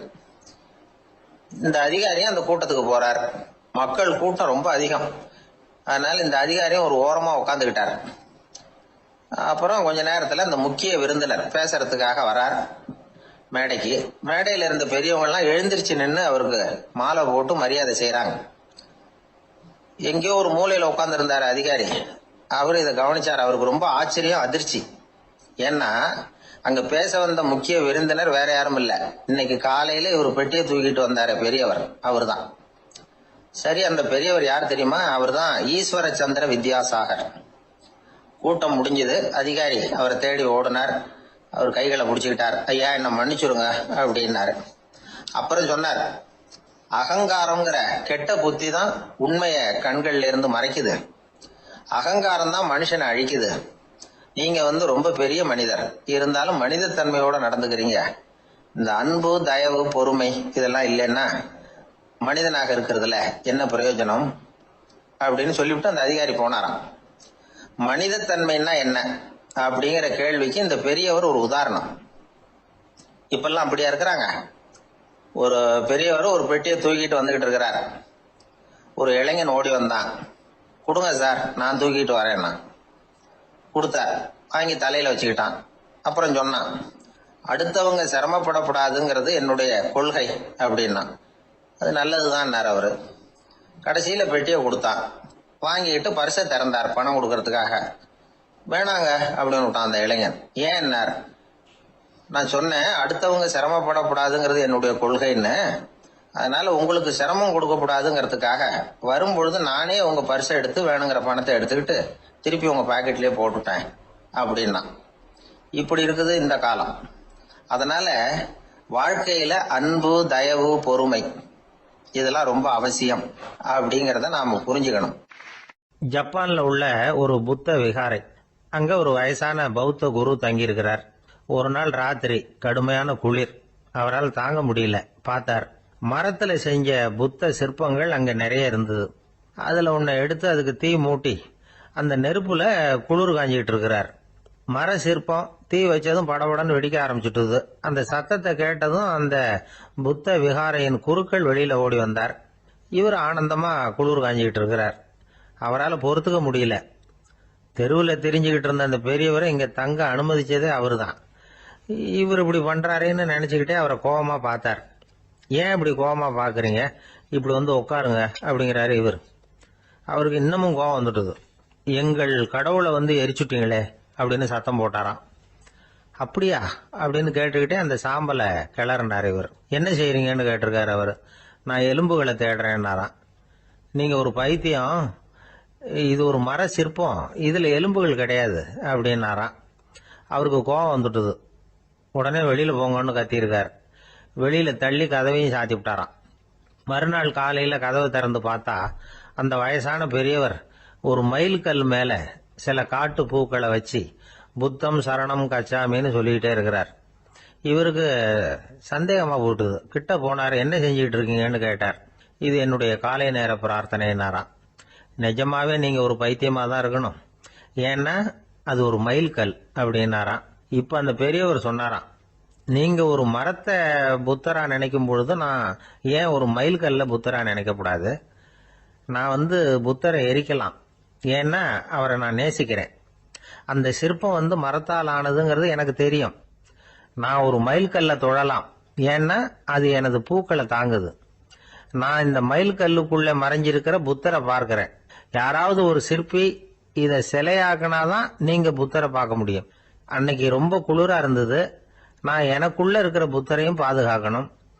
உள்ளே இருக்கிற புத்தரை காப்பாத்துறதுக்காக வெளியில உள்ள புத்தரை எரிக்கலாம், அதுல ஒன்றும் தப்பு இல்லை. அது அவருடைய போதனையிலேயே இருக்கு. உனக்குள் ஜோதியாக இரு அப்படிங்கிறது அவருடைய போதனை. என்னுடைய புத்தர் வந்து குளிர்ல நடுங்கிட்டு இருந்தார். அந்த மர சிற்பங்கள் வெயில் மழையில உணர்ச்சி இல்லாம இருந்தது, அதனால அப்படி பண்ணினேன். ஆனா நீங்க என்ன பண்ணீங்க? நான் ஒரு மர புத்தரை எரிச்சதுக்காக உயிருள்ள புத்தரை வெளியில தள்ளி கதவை சாத்தினீங்க அப்படின்னாரா அந்த பெரியவர். உண்மையான பக்திங்கிறது இதுதான். அதாவது உனக்குள் ஜோதியாக இரு அப்படின்னு புத்தர் சொன்னார் இல்லையா, அது மாதிரி தனக்குள் ஜோதியாக இருக்கிற இந்த காலத்து ஆசாமிகள் நிறைய பேர் உண்டு. எப்பவும் போதையிலேயே இருக்கிறவங்க. ஒரு நாள் நடு ராத்திரி ஒரு மது கடையில ஒரு ஆள் அங்குள்ள சிப்பந்திகள் கிட்ட கேட்டுக்கிட்டு இருக்கிறான். மறுபடியும் இந்த கடை எப்போ திறப்பாங்கன்னு கேட்டானா. நாளைக்கு காலையில 8 மணிக்கு திறப்பாங்க அப்படின்னு நானா அங்க இருந்த ஆள். அவன் திருப்பி திருப்பி அதையே கேட்டுக்கிட்டு இருக்கான். இவனுக்கு பதில் சொல்லி சொல்லி அழுத்து போச்சு. அதான் சொல்றேன் ஐயா, நாளைக்கு காலையில வா அப்படின்னாங்களாம். அதுக்கு இவன், நான் வர்றதுக்காக கேட்கலையா, நேத்திக்கு வந்தவன் உள்ளேயே மாட்டிக்கிட்டேன், வெளியில போறதுக்காக கேட்டேன் அப்படின்னானா. எனக்கு வாழ்க்கையில ஒரே ஒரு ஆசை தான் சார் அப்படின்னாரு ஒருத்தர். அது என்னன்னு கேட்டேன். ஆசைகளை ஒழிச்சுடணுங்கிறது தான் என்னோட ஆசை அப்படின்னார். இப்படி ஆசைகளை ஒழிக்க வேண்டும் அப்படிங்கறதையே ஒரு ஆசையா கொள்றது அபத்தம் அப்படிங்கிறார் ஒரு பெரியவர். இது மாதிரி ஆசைகளை வந்து ஒழிக்க ஆசைப்பட்டா அந்த நோக்கம் நிறைவேறாதான். அந்த முயற்சியால புதுசா சில துன்பங்கள் தான் வந்து சேருமா. அதுல புதுசா ஒரு ஆசை வந்து தலை தூக்கும் அப்படிங்கிறார் அவர். ஆசைகளை வந்து தானா விழ வச்சுடலாம். அதுக்கு வழி என்ன தெரியுமா? எந்த ஒரு ஆசையையுமே பூரணமா நிறைவேற்றிக் கொள்ள முடியாதுங்கிறத உணரணும். அதை உணர்ந்தா ஆசைகள் தானா விழுந்துரும். அதை விட்டுட்டு ஆசைகளை விட்டுடணுங்கிறதையே ஒரு ஆசையா வச்சுக்கிட்டு அதுக்காக கடுமையா முயற்சிகளையும் செஞ்சுக்கிட்டு நான் ஆசைகளை விட்டுட்டு ஞானோதயம் அடையறதுக்கு கடுமையா முயற்சி பண்ணிட்டு இருக்கிறேன் சார் அப்படின்னு சொல்லிட்டு இருந்தா எந்த காலத்திலயும் ஞானோதயம் வரப்போறது இல்லை. அதுக்கு பதிலாக துன்பம் தான் வந்து சேரும் அப்படிங்கிறது அவரோட கருத்து. எந்த ஒரு ஆசையையும் பூரணமா நிறைவேற்றிக் கொள்ள முடியாது அப்படிங்கறத உணரணும். ஒரு ராஜா, அவர் மனசுல அமைதி இல்லை, எப்பவும் கஷ்டப்பட்டுக்கிட்டே இருந்தார். இந்த துன்பத்தை போக்குறதுக்கு பல வழிகள்ல என்னென்னமோ முயற்சியெல்லாம் பண்ணி பார்த்தார், ஒன்னும் சரியா வரல. கடைசியா ஒரு காரியம் பண்ணார். அதாவது ஒரு வேதாந்தியை தேடிட்டு போனார். அவரை பார்த்து கேட்டார், ஐயா, என்னுடைய துன்பங்கள்ல இருந்து நான் விடுபடணும், அதுக்கு சுலபமா ஏதாவது ஒரு வழி இருந்தா சொல்லுங்களேன் அப்படின்னு கேட்டுக்கிட்டார். அதுக்கு அந்த வேதாந்தி சொன்னார், அதுக்கு ஒரு வழி சொல்றேன், அது மாதிரி செய். அதாவது உன்னுடைய ராஜ்யத்துக்குள்ள போதுங்கிற மனசோட வாழுற ஒருத்தனை கண்டுபிடிக்கணும். அப்படி கண்டுபிடிச்சு அவனுடைய சட்டையை வாங்கி நீ போட்டுக்கணும். அப்படி போட்டுக்கிட்டா உன்னுடைய துன்பம் தீர்ந்துரும் அப்படின்னார். உடனே ராஜாவுக்கு ரொம்ப மகிழ்ச்சி. அரண்மனையில இருந்த அத்தனை பேரையும் ஆளுக்கு ஒரு பக்கமா அனுப்புனார், தேட சொன்னார். போதுங்கிற மனசுடைய ஒருத்தனை கண்டுபிடிச்சி கொண்டுகிட்டு வாங்க அப்படின்னார். எங்கெங்கயோ தேடி கடைசியா ஒரு ஆளை கண்டுபிடிச்சாங்க. அவன் போதுங்கிற மனசோட இருக்கிறவன் தான். ஆனா அவன்கிட்ட சட்டை எதுவும் இல்லை. இடையில கட்டி இருக்கிற துண்டே போதுங்கிற மனசோட அவன் வாழ்ந்துகிட்டு இருக்கிறான். சட்டை இருந்தாவில் ராஜா வாங்கி மாட்டிக்க முடியும். அந்த வேதாந்தி ஏன் அப்படி சொன்னாருங்கிறதுக்கான அர்த்தம் இப்பதான் ராஜாவுக்கு புரிஞ்சுதான். இதுவரைக்கும் சொன்னதெல்லாம் ஞான மார்க்கத்தை தேடிடுறவனுக்கான உள்ள தகவல். இப்போ இன்னைக்கு இளைஞர்கள் இதை கேட்டுட்டு நமக்கு ஆசையே வேணாம் அப்படின்னு முடிவு பண்ணிவிட்டா வாழ்க்கையில முன்னேறவே முடியாது. நம்முடைய முயற்சிக்கு ஆசைதான் தூண்டுகோ. அதனால இந்த ஆசையையும் அந்த ஆசையையும் போட்டு குழப்பிக்க கூடாது. ஆனா ஒண்ணு, பேராசை நமக்கு தேவையில்லை. நாம படுற ஆசையிலேயும் ஒரு நியாயம் இருக்கணும். ஏன்னா நம்மள சில பேர், நீங்க தான் சார் சொன்னீங்க, அதனாலதான் ஆசைப்பட்டேன், அரைதான் கிடைச்சது மிச்சம் அப்படிம்பாங்க கன்னத்தை தடவிக்கிட்டே. அதனால இப்பெல்லாம் எந்த தகவலை சொன்னாலும் ரொம்ப எச்சரிக்கையா இருக்க வேண்டி இருக்குது. ஒரு ஆளு ஒரு கடை வச்சு வியாபாரம் பண்ணிட்டு இருந்தான். அவனுக்கு ரொம்ப பேராசை, நிறைய பணம் சேர்க்கணும்னு. திடீர்னு ஒரு நாள் அவனுக்கு உடம்பு ரொம்ப சுகம் இல்லாம போயிட்டுது. இனிமே பிழைக்கிறது கஷ்டங்கிற நிலைமை. மரணப்படுகையில இருக்கிறான். சொந்தக்காரங்கள்லாம் சுத்தி உட்காந்து இருக்கிறாங்க. இவன் மெதுவா கண்ணை திறந்து பாக்குறான். என் வீட்டுக்காரி எங்கன்னா, இதோ இருக்கேன் அப்படின்னாங்க அந்த அம்மா. பசங்கள்லாம் எங்கேங்கிறான். இதோ பக்கத்துல தான் நின்றுட்டு இருக்கிறோங்கிறாங்க. பொண்ணுங்க எங்கேங்கிறான். எல்லாம் இங்கதான் இருக்கிறோம் அப்படிங்கிறாங்க. எல்லாம் இங்கதான் பக்கத்துல தான் இருக்கோம், நீங்க கவலைப்படாதீங்கன்னு சொல்றாங்க எல்லாம். அவன் மெதுவா கஷ்டப்பட்டு வாயை திறந்து, அட பாவிங்களா, எல்லாரும் இங்க இருந்தா அங்க கடையை யாரு கவனிக்கிறது அப்படின்னானா. இயேசுநாதர்கிட்ட ஒருத்தர் கேட்டாராம், இயேசுவே என்னை எவ்வளவு நேசிக்கிறீர்கள் அப்படின்னு. அவர் தன்னுடைய இரு கைகளையும் அகல விரித்து இவ்வளவு என்று சொல்லி சிலுவையில் உயிர் நீத்தார் அப்படின்னு சொல்லுவாங்க. அதாவது அந்த நேசிப்புக்கு எல்லை கிடையாது, அதே போல மன்னிப்புக்கும் எல்லை கிடையாது. இது இயேசுநாதர் சொல்லி கொடுத்த ஒரு பாடம். இயேசுனுடைய சீடர்கள்ல ஒருத்தன் பீட்டர், அவன் ஒரு நாள் இயேசுநாதர்கிட்ட கேட்டிருக்கான், இயேசுவே, நான் என்னுடைய தம்பி கிட்ட அடிக்கடி சண்டை போட்டுக்கிட்டு இருக்கிறேன், என்னுடைய சகோதரன் கூட. அவனை நான் எத்தனை தடவை மன்னிக்கிறது? ஏற்கனவே 7 தடவை அவனை மன்னிச்சுட்டேன் அப்படின்னு சொல்லியிருக்கிறான். அப்போ இயேசு சொன்னாராம், மன்னிக்கிறதுக்கு எத்தனை தடவைங்கிற கணக்கெல்லாம் கிடையாது. எத்தனை தடவை உன்னுடைய சகோதரன் உன்னை கோபப்படுத்துகிறானோ அத்தனை தடவை நீ மன்னிக்கிறதுக்கும் தயாரா இருக்கணும், அதுதான் அப்படின்னு சொன்னாராம். அப்ப இவனுக்கு ஒன்றும் புரியல. இது என்ன, அவன் தப்பு பண்ணிக்கிட்டே இருப்பான், நாம மன்னிச்சுக்கிட்டே இருக்கிறதா அப்படிங்கிறது மாதிரி குழப்பமா இருந்திருக்கிறான். அப்போ இயேசுநாதர் தன்னுடைய சீடன் பீட்டர் கிட்ட ஒரு கதை சொன்னாராம். அந்த கதை இன்றைக்கு நாம எல்லாரும் சிந்தித்து பார்க்க வேண்டிய ஒரு கதை. அதாவது மன்னிப்பை விரும்புகிறவர்கள் மன்னிக்கவும் தயாராக இருக்க வேண்டும் அப்படிங்கிறது தான் அந்த கதையினுடைய தத்துவம். அந்த இயேசுநாதர் சொன்ன கதை என்னன்னா, ஒரு மன்னர் இருந்தார். அவர் ஒரு நாள் அரண்மனையில் உட்காந்து கணக்கு வழக்குகள்லாம் பார்த்துக்கிட்டு இருந்தார். நம்ம அரண்மனையிலிருந்து யார் யார் அரசாங்க கடன் வாங்கியிருக்கிறாங்க, யார் யார் திருப்பி செலுத்தி இருக்கிறாங்க அப்படிங்கிற விவரத்தையெல்லாம் பார்த்துக்கிட்டு இருந்தார். அப்போதான் புரிஞ்சுது, அந்த அரண்மனையில் வேலை செய்கிற ஒருத்தனே அரசாங்க கடன் ஒரு வாங்கியிருக்கிறான். எவ்வளவு? 10,000 பொற்காசுகள் வாங்கியிருக்கான் கடன். இந்த 10,000 பொற்காசுகளை திருப்பி செலுத்தலை அரசாங்கத்துக்கு. இது மன்னர் கவனத்துக்கு வந்தது. உடனே நம்ம அரண்மனையில் இருக்கிறவனே அரசு கடன் வாங்கி திருப்பி செலுத்தாம இருக்கான், அவனை கூப்பிட்டு வாங்கன்னு சொல்லி கூப்பிட்டுட்டு வந்தாங்களாம். விசாரிச்சிருக்கிறாங்க, என்னப்பா நீ எவ்வளவு ஒன்று? ஆமாங்க, 10,000 பொற்காசுகள் வாங்கியிருக்கிறேன், இன்னும் திருப்பி கட்டலைன்றான். உடனே அவர் மன்னர் சொல்லியிருக்கிறார், நம்ம சட்டத்திட்டப்படி நீ உடனே பணத்தை திருப்பி கட்டிடு. அப்படி உன்னால கட்ட முடியலன்னா உன்னுடைய வீடு, வாசல், சொத்து, சுகம் எல்லாத்தையும் வித்து அந்த பணத்தை அரசு கருவூலத்துல சேர்த்துக்கிறதுக்கு நானே ஏற்பாடு பண்ணிடுறேன் அப்படின்னு அந்த மன்னர் சொன்னாராம்.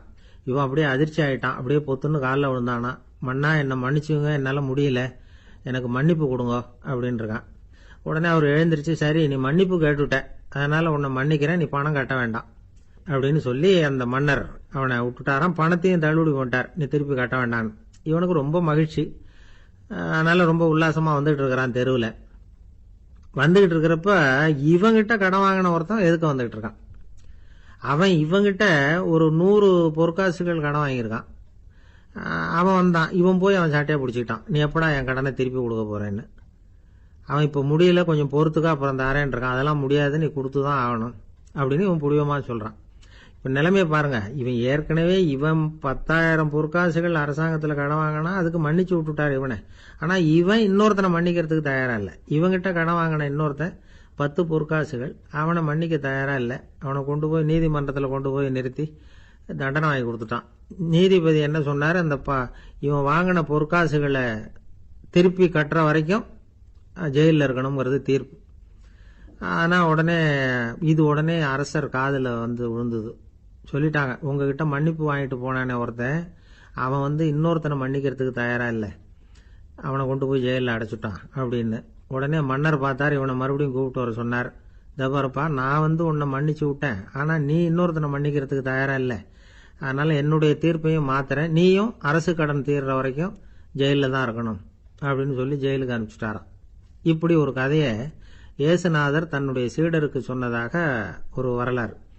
அது என்ன, அதுல இருந்து நாம புரிந்து கொள்ள வேண்டியதுன்னா, நாம மன்னிக்கப்படணும்னு நாம விரும்புறோம்னா நாம இன்னொருத்தரை மன்னிக்கிறதுக்கு தயாரா இருக்கணும்.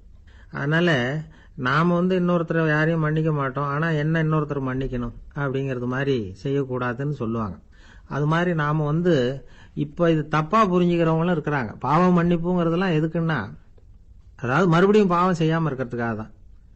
அதான் மன்னிக்கிறாரே அப்படிங்கிறதுக்காக மறுபடியும் பாவம் பண்ணிட்டு இருக்கிறது இல்லை. அதான் ஒருத்தர் கேட்டாராம், பாவத்திலிருந்து மன்னிப்பு கிடைக்கணும்னா நீ என்ன செய்யணும் அப்படின்னு கேட்டிருக்காரு. அதுக்கு அவன் சொல்லியிருக்கிறான், நான் முதல்ல பாவம் செய்யணும், அப்பதானே மன்னிப்பு கிடைக்கும் அப்படின்னு நானா. இப்படிப்பட்டவர்கள் தான் இன்னைக்கு உலகத்துல அதிகமா இருக்கிறாங்க. அதனால இந்த மன்னிப்பின் மகத்துவம்ங்கிறது இயேசுநாதர்ட்ட இருந்து தான் நாம புரிஞ்சுக்கணும். அந்த இயேசு சொன்ன அந்த மன்னிக்கிற மனோபாவம் இருந்தால் இன்னைக்கு உலகம் பூராவும் அமைதி பூங்காவாக இருக்கும். அதுல ஒன்றும் ஆச்சரியமே இல்லை, அதுல ஒன்றும் சந்தேகமும் இல்லை. அதனால மன்னிக்கிற மனோபாவத்தை நாம எல்லாரும் நமக்குள்ளே வளர்த்து கொள்ள வேண்டும் அப்படிங்கிறது தான் நாம இன்றைக்கு எல்லோரும் சிந்தித்து பார்க்க வேண்டிய ஒரு செய்தி. ஒரு வயசான அம்மா தெரு வழியா போயிட்டு இருந்தாங்க. அவங்க கையில எண்ணத்தையோ வச்சுக்கிட்டு அதை அடிக்கடி பார்த்துக்கிட்டே இருந்தாங்க. ஒருத்தன் மெதுவா அவங்க கிட்ட போய் கையில் இருக்கிறது என்ன அப்படின்னு எட்டி பார்த்தா அவங்க கையில 4 பல்லு இருந்துதான். இவன் ஆச்சரியமா அந்த அம்மாவை பார்த்தான். ஏம்மா, உனக்கு என்ன பைத்தியமா, ஏது இந்த பல்லு, இதை என்னத்துக்காக கையில வச்சுக்கிட்டு அலைஞ்சிட்டு இருக்கிற அப்படின்னு கேட்டிருக்கான். அதுக்கு அந்த அம்மா விவரம் சொல்ல ஆரம்பிச்சாங்களாம். இதை பாருப்பா, எனக்கு ஒரு மகன் இருந்தான், அவனை ரொம்ப செல்லமா வளர்த்தேன், அவனை தரையிலேயே நடக்க விடுறதில்ல, எப்பவும் தூக்கி வச்சுக்கிட்டு இருப்பேன். அவன் நல்லா பெரியவனாகி பள்ளிக்கூடம் போறப்ப கூட அவன் புஸ்தக மூட்டையை நான் தான் சுமந்துக்கிட்டு போவேன். பார்க்குறவங்க கூட கேலி பண்ணுவாங்க, ஏம்மா படிக்க போறது நீயா உன் பிள்ளையான்னு கேட்பாங்க. அவன் இன்னைக்கு எவ்வளவோ பெரிய மனுஷன் ஆயிட்டான், வெளிநாட்டில் பெரிய உத்தியோகத்தில் இருக்கான். சமீபத்தில் இங்கே வந்துட்டு போனான். ஒரு நாள் ஏதோ கோபத்தில் என்ன அரைஞ்சுட்டான். அப்போ இந்த 4 பல்லும் கீழே வந்துட்டுது. இன்னமும் கூட விழுந்திருக்கும், ஆனால் பல்லு தான் இல்லை. என் புள்ள அரைஞ்சதுனால விழுந்த பல்லு இல்லையா அது, அதனால இதை எப்பவும் என் கையிலேயே வச்சுக்கிட்டு ஆசையோட பார்த்துக்கிட்டு இருக்கிறேன். அவன் தான் வெளிநாட்டுக்கு போட்டான், அவனை பார்க்க முடியாத ஏக்கத்தை நான் இந்த பல்லை பார்த்து போக்கிக்கிறேன் அப்படின்னு நாங்களாம் அந்த அம்மா. இந்த கதை எதுக்காகன்னா, தாய் அன்பு அப்படிங்கிறது எப்படிப்பட்டதுங்கிறத புரிஞ்சுக்கிறதுக்காக. கல்யாணம் ஆனதுக்கு அப்புறம் தாயை மறந்து விடுறவங்க எத்தனை பேர் இந்த உலகத்துல, அவங்க காதல வேணுங்கிறதுக்காக தான் இந்த தகவல். ஆனா ஒரு விஷயம் மட்டும் நல்லா புரிஞ்சுக்கணும், தாயை மதிக்க தெரிஞ்சவங்க தான் இன்னைக்கு வாழ்க்கையில எல்லா விதத்திலையும் முன்னுக்கு வந்திருக்கிறாங்க. வேணும்னா விசாரிச்சு பார்த்துக்குங்க. இன்னொரு அம்மா இருந்தாங்க, அவங்க தினமும் ஒரு கோயிலுக்கு வருவாங்க. சாமியை பார்த்து, கடவுளே நான் இறந்து போனா நரகத்துக்கு போகணும் அப்படின்னு வேண்டிக்குவாங்களாம். எல்லாரும் சொர்க்கத்துக்கு போகணும்னு தானே கடவுள்கிட்ட வேண்டிக்குவாங்க. இந்த அம்மா தினம் நான் நரகத்துக்கு போகணும் அப்படின்னு வேண்டிக்கிறாங்க. அங்க இருந்த அர்ச்சகருக்கு இது சந்தேகம். ஒரு நாள் அதை நேரடியாவே அவங்க கிட்ட கேட்டுட்டார். அதுக்கு அந்த அம்மா பதில் சொன்னாங்களாம், ஐயா, எனக்கு கல்யாணம் ஆகி ரொம்ப நாள் வரைக்கும் குழந்தை பாக்கியம் இல்லாம இருந்தது. கோயில் குளம் எல்லாம் சுத்தி வந்தேன். ரொம்ப நாள் கழிச்சு ஒரு குழந்தை பிறந்தது, ஆண் குழந்தை. அவனை நான் ரொம்ப செல்லம் கொடுத்து வளர்த்தேன். அதோட விளைவு என்ன ஆச்சுன்னா, அவன் ரொம்ப மோசமா ஆயிட்டான். கெட்ட பழக்க வழக்கம்லாம் கத்துக்கிட்டான். அவன் இறந்து போனா நிச்சயம் அவனுக்கு நரகம்தான் கிடைக்கும். அந்த அளவுக்கு கெட்டவன் அவன். அப்படிப்பட்ட காரியங்கள்லாம் பண்ணிட்டு இருக்கான், எனக்கு தெரியும். இவனுக்காக நரகத்துல கூட யாரும் தயவு காட்ட மாட்டாங்க, தாட்சண்யம் காட்ட மாட்டாங்க. அதனால இவனுக்கு முந்தி நான் இறந்து நரகத்துக்கு போயிட்டா அங்க இவனை கவனிச்சுக்கலாமே, இவனுக்கு பணிவிடை செய்யலாமேன்னு பாக்குறேன் அப்படின்னு நாங்களாம். அதனால தான் நான் நரகத்துக்கு போகணும்னு தினம் ஆண்டவனை வேண்டிகிட்டு இருக்கிறேன் அப்படின்னு கண்கலங்கி அந்த அம்மா சொன்னாங்களாம். அதுதான் தாய் உள்ளம்ங்கிறது.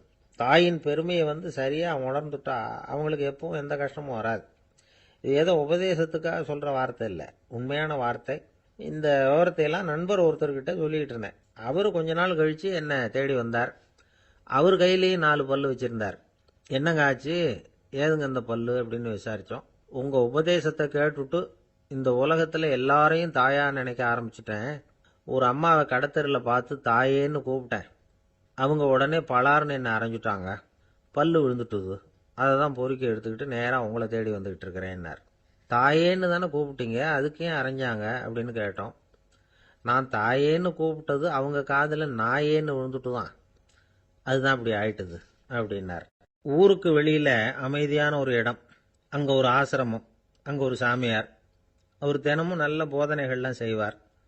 பல பேர் போய் அங்கேயே சில நாள் தங்கி இருந்து அவர் சொல்கிற அறிவுரைகளை எல்லாம் கேட்டுக்கிட்டு வர்றது வழக்கம். ஒரு தடவை அவரை பார்த்துட்டு போகிறதுக்காக 3 வெளியூர் தம்பதிகள் வந்தாங்களாம். அந்த மடத்திலேயே சாப்பிட்டுக்கிட்டு தங்கி இருந்து அவங்களுடைய போதனைகளை கேட்டுக்கிட்டு போகணுங்கிறது அவங்க நோக்கம். காலையில் குளிச்சுட்டு பூஜையில் உட்காந்தார் அந்த சுவாமி. இவங்களும் குளிச்சுட்டு அந்த பூஜையை பார்க்கறதுக்காக அவர் முன்னாடி உட்காந்தாங்க. பூஜை ஆரம்பமாச்சு. சம்பிரதாயப்படி அது ரொம்ப நேரம் நடந்துக்கிட்டே இருக்குது. இவங்களுக்கு நல்ல பசி இருந்தாலும் இந்த நேரத்தில் அதை எப்படி வெளியில் காட்டிக்கிறது? பேசாமல் இருந்தாங்க. அந்த சுவாமி பூஜையை முடித்தார். அதுக்கப்புறம் பேச ஆரம்பித்தார். பேச்சு அருமையாக தான் இருந்தது, அமிர்தமாக தான் இருந்தது. இருந்தாலும் இவங்களுக்கு இருக்கிற வயிற்று பசி அது சரியாக கவனிக்க விடலை. அந்த சுவாமியே இதை கவனிச்சதா தெரியல. இவங்களுக்கு மனசுக்குள்ள ஒரு எண்ணம், உள்ள சாப்பாடு தயாராகிட்டு இருக்கும் போல இருக்கு, இந்த பேச்சு முடிஞ்சது நம்மளை உள்ளே அழைச்சிட்டு போய் சாப்பாடு போடுவாங்கன்னு நினைக்கிறோம் அப்படின்னு இவங்களாம் நினச்சிக்கிட்டாங்க. ஆனால் சுவாமி இதை பற்றி எதுவுமே பேசலை, கண்டுக்கலை. ஒரு அம்மாவால் அதுக்கு மேலே சும்மா இருக்க முடியுமா? முடியல. சாப்பாட்டை கவனிக்கலாமா அப்படின்னு சொல்லி மெதுவாக ஆரம்பித்தாங்க. ஓ கவனிக்கலாமே அப்படின்னு உள்ளே அழைச்சிட்டு போனார் சுவாமி. இவங்க ரொம்ப அவசரமாக எழுந்திருச்சு உள்ளே ஓடினாங்க. அங்கே ஒரு மேஜை மேலே ஒரு கிண்ணம் மூடி இருந்தது. ஓ இதுதான் சாப்பாட்டு மேஜை போல இருக்கு, இங்கே சாப்பாடு வந்துடும் அப்படின்னு நினச்சாங்க. உடனே போய் சுற்றி உட்காந்துக்கிட்டாங்க. சுவாமி அந்த கிண்ணத்தை எடுத்து அந்த அம்மா கிட்ட கொடுத்தார். அவங்க அதை வாங்கி மூடியை திறந்து பார்க்குறாங்க. உள்ளே ஒரு சாவி இருக்குது. ஓ சரிதான், இது சமையலறை சாவி போல இருக்கு, அங்கே போய் அதை திறந்து சாப்பாட்டை நாமே எடுத்துக்கிட்டு வந்து இங்கே வச்சுக்கிட்டு சாப்பிடணும் போல இருக்கு அப்படின்னு நினச்சாங்க. சாவி இருக்கு இல்லையா, வாங்க பூட்டு நிறையா காட்டுறேன் அப்படின்னு சுவாமி அவங்கள அழைச்சிட்டு போனார், காட்டினார். இவங்க அந்த அறையை ரொம்ப ஆவலோடு திறந்தாங்க. உள்ளே பார்த்தா அங்கே அரிசி, பருப்பு, விதவிதமான காய்கறி எல்லாம் இருக்குது. சமையலுக்கு வேண்டிய மிளகாய், எண்ணெய், பால், தயிர், நெய் இப்படி எல்லாமே இருக்குது. அடுப்பு, விறகு, நெருப்பு போட்டி அது கூட அங்கே இருக்குது. சாப்பாடு தயாராக இருக்கும்னு நினச்சிக்கிட்டு போனால் இப்படி இருக்குதே அப்படின்னு சொல்லி அதை பார்த்ததும் ரொம்ப சோர்ந்து போட்டாங்க அவங்க. சுவாமி என்ன இது சாப்பாடு இல்லையா அப்படின்னாங்க. அதுதான் சாப்பாட்டுக்கு வேண்டிய எல்லாம் இங்கே இருக்குதே, அடுப்பு மூட்டி நீங்கள் தான் அவங்கவுங்க ருசிக்கு தகுந்த மாதிரி சமைச்சிக்கணும். இந்த சன்னியாசிக்கு எப்படி சமைக்க தெரியும் அப்படின்னு கேட்டார் சுவாமி. சாப்பாடு தயாராக இருக்கும்னு நாங்கள் எதிர்பார்த்தோம் அப்படின்னாங்க. நீங்கள் இப்படி சொல்லுவீங்கன்னு நானும் எதிர்பார்த்தேன். இது வரைக்கும் நான் எவ்வளவோ தத்துவம்லாம் எடுத்து சொன்னேன். எல்லாத்தையும் விட இதுதான் அனுபவபூர்வமான தத்துவம். ஆண்டவன் நமக்கு நல்ல மனசை கொடுத்துருக்குறான், நல்ல வாய்ப்புகளையும் தந்திருக்கிறான், அதையெல்லாம் பயன்படுத்திக்கக்கூடிய மூளையையும் சிந்தனையையும் கொடுத்துருக்குறான். அதனால் அடுப்பை தான் நீங்கள் மூட்டணும், அடுப்பை நீங்கள் தான் மூட்டணும், உங்களுக்கு உகந்ததை நீங்கள் தான் சமைச்சு ருசித்து அனுபவிக்கணும். ஆண்டவனே அதை செஞ்சுக்கிட்டு இருக்க மாட்டான் அப்படின்னாராம் அந்த சுவாமி. நம்முடைய வாழ்க்கையில் பல நல்ல பலன்களை பெறறதுக்கு நாம் தான் முயற்சி பண்ணணும். அதுக்குரிய சூழ்நிலையை தான் ஆண்டவன் கொடுப்பானே தவிர அதை விளக்கறதுக்காக தான் அந்த சுவாமி அப்படி செஞ்சு காட்டியிருக்கிறார். இது ஒரு பெரியவர் இப்படி ஒரு விளக்கம் கொடுத்தார்.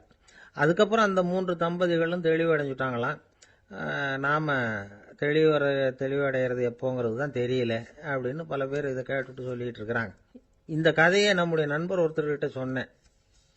அந்த நண்பர் ரொம்ப சந்தோஷப்பட்டார். நீங்கள் சொல்கிறது கரெக்டு சார், ஆனால் நான் அதை விட ஒரு படி மேலே சார். எனக்கெல்லாம் அரிசி பருப்பு இருக்கிற ரூம் எதுன்னு கையை காட்டிட்டா போதும், உடனே கிண்ணத்துலேருந்து சாவியை எடுத்து கொடுக்கணுங்கிற அவசியம்லாம் இல்லை எனக்கு. அப்புறம் எப்படி ரூமை திறந்துருவீங்க அப்படின்னு கேட்டேன். பூட்டை உடைச்சி திறந்துருவேன், அதுதான் எனக்கு பழக்கம் அப்படிங்கிறார். செய்ய வேண்டியவற்றையும் விலக்க வேண்டியவற்றையும் சொல்லுகிற 2ஆம் பாடல். வையத்து வாழ்வீர்கள் நாமும் நம் பாவைக்குச் செய்யும் கெரிசைகள் கேளீரோ, பார்க்கடலுள் பையத்துயின்ற பரமன் அடிபாடி நெய்யுண்ணோம் பாலுண்ணோம் நாட்காலே நீராடி மையிட்டெழுதோம் மலர் இட்டு நாம் முடியோம் செய்யாதன செய்யோம் தீக்குறளைச் சென்றோதோம் ஐயமும் பிச்சையும் ஆம்தனையும் கைகாட்டி உய்யுமாறு எண்ணி உகந்தேலோர் எம்பாவாய். பாடலின் பொருள்: இந்த உலகத்தில் வாழும் பேறு பெற்றவர்களே, நாம் நமது இந்த பாவை நோன்புக்கென கைக்கொள்ளும் முறைகளை கேட்டுக்கொள்ளுங்கள். திருப்பார்க்கடலில் யோக நித்திரை புரிகின்ற எம்பெருமானின் திருவடிகளை புகழ்ந்து பாடுவோம். நெய், பால் என்று நாவிற்கு ருசியான பண்டங்களை தேடி நாம் ஓடமாட்டோம், உண்ணமாட்டோம். விடியற்காலையில் நீராடுவோம். உடலை அலங்குபடுத்திக் கொள்ளுகிற கண்ணுக்கு மையிடுதல், கூந்தலுக்கு மலரால் அலங்காரம் செய்து கொள்ளுதல் ஆகிய அழகு செய்யும் செயல்களை ஒதுக்கி வைப்போம். செய்யத்தகாதன என்று விலக்கப்பட்ட செயல்களை ஒருபோதும் செய்ய மாட்டோம். கோள் சொல்லுதலை செய்ய மாட்டோம். முடிந்த அளவுக்கு தான தர்மங்கள் செய்வோம். உய்ந்து போவதற்கான வழியை நினைத்து மகிழ்ச்சியோடு இந்த நோன்பில் நாம் ஈடுபடுவோம் என்பது பாடலின் திரண்ட பொருள். வையத்து வாழ்வீர்கள் நாமும் நம் பாவைக்கு செய்யும் கெரிசைகள் கேளீரோ. வையத்து வாழ்வீர்கள். நான் ஒரு முரண் சொல்லட்டுமா? இந்த உலகத்தில் பல பேர் தனக்குள் மட்டும் வாழ்கிறார்கள். எப்படி? உச்சந்தலையிலிருந்து உள்ளங்காலுக்குள்ளாக அவர்கள் உலகமே முடிந்து விடுகிறது. தான் தான் தான் தான் என்று தன்னை பற்றி மட்டுமே கவலைப்படுகிறார்கள். தன்னில் மட்டுமே வாழ்கிறார்கள். ஆனால் இவர்கள் வையத்து வாழ்வீர்கள். அதாவது ஊரும் உலகும் நன்மை பெற வேண்டும் என்ற நல்லெண்ணத்தோடு வாழ்கிறார்கள்.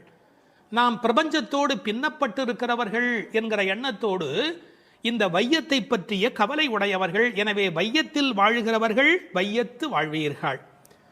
இந்த வையம் என்ற சொல்லின் மூலம் வையத்து வாழ்வாங்கு வாழ்தல் என்ற திருவள்ளுவர் நமக்கு நினைவூட்டப்படுகிறார். இதில் பாவை நோன்புக்குரிய கிரியைகள் இந்த பாடலில் பேசப்படுகின்றன. ஒரு லீடர்ஷிப் குவாலிட்டி என்கிற தலைமை பண்பு, டூஸ் அண்ட் டோன்ட்ஸ் என்ன என்பதை தன்னை பின்பற்றி வருகிறவர்களுக்கு தெளிவாக விளக்கிவிட வேண்டும்.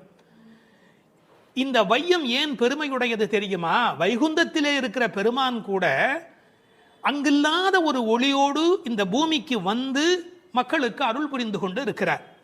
எனவே இந்த வையம் சிறப்புடையது.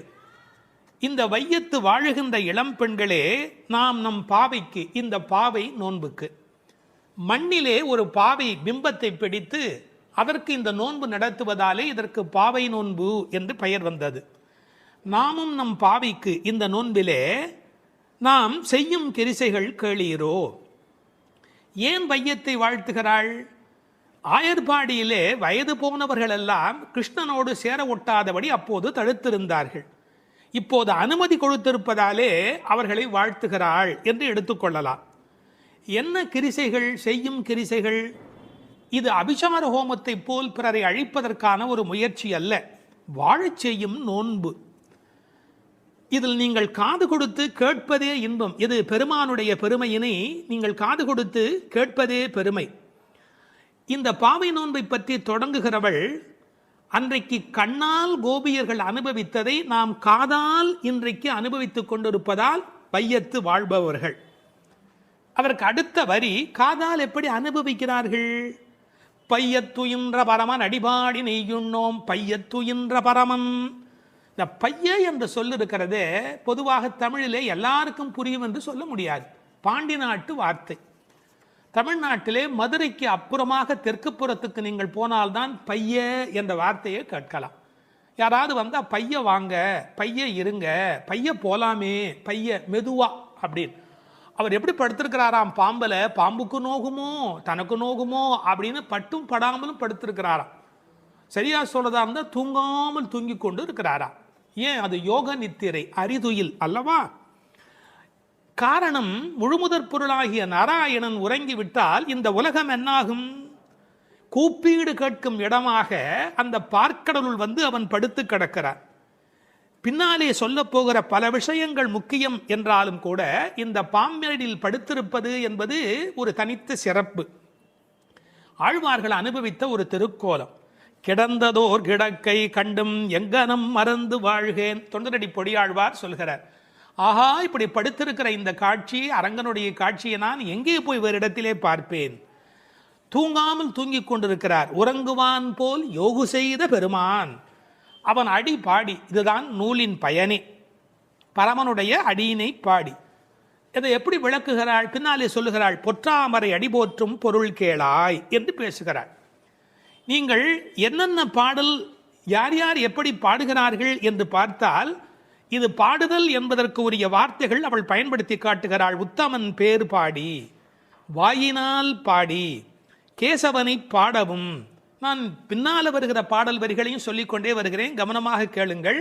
உத்தமன் பேர் பாடி, வாயினால் பாடி, கேசவனை பாடவும், பாடிப்பறை கொண்டு முகில்வண்ணன் பேர் பாட, வனத்துக்கு இனியானை பாடவும், கீர்த்திமை பாடி பங்கைய கண்ணனை பாடேலோர் எம்பாவாய், மாயனை பாடேலோர் எம்பாவாய், துயில் எழப் பாடுவான் உன் மைத்துனன் பேர் பாட, திருத்தக்க செல்வமும் சேவகமும் யாம் பாடி, கோவிந்தா உன் தன்னை இப்படி எத்தனை இடங்கள்ல இந்த திருப்பாவையில மட்டுமே பாடி என்கிற வார்த்தை வருகிறது.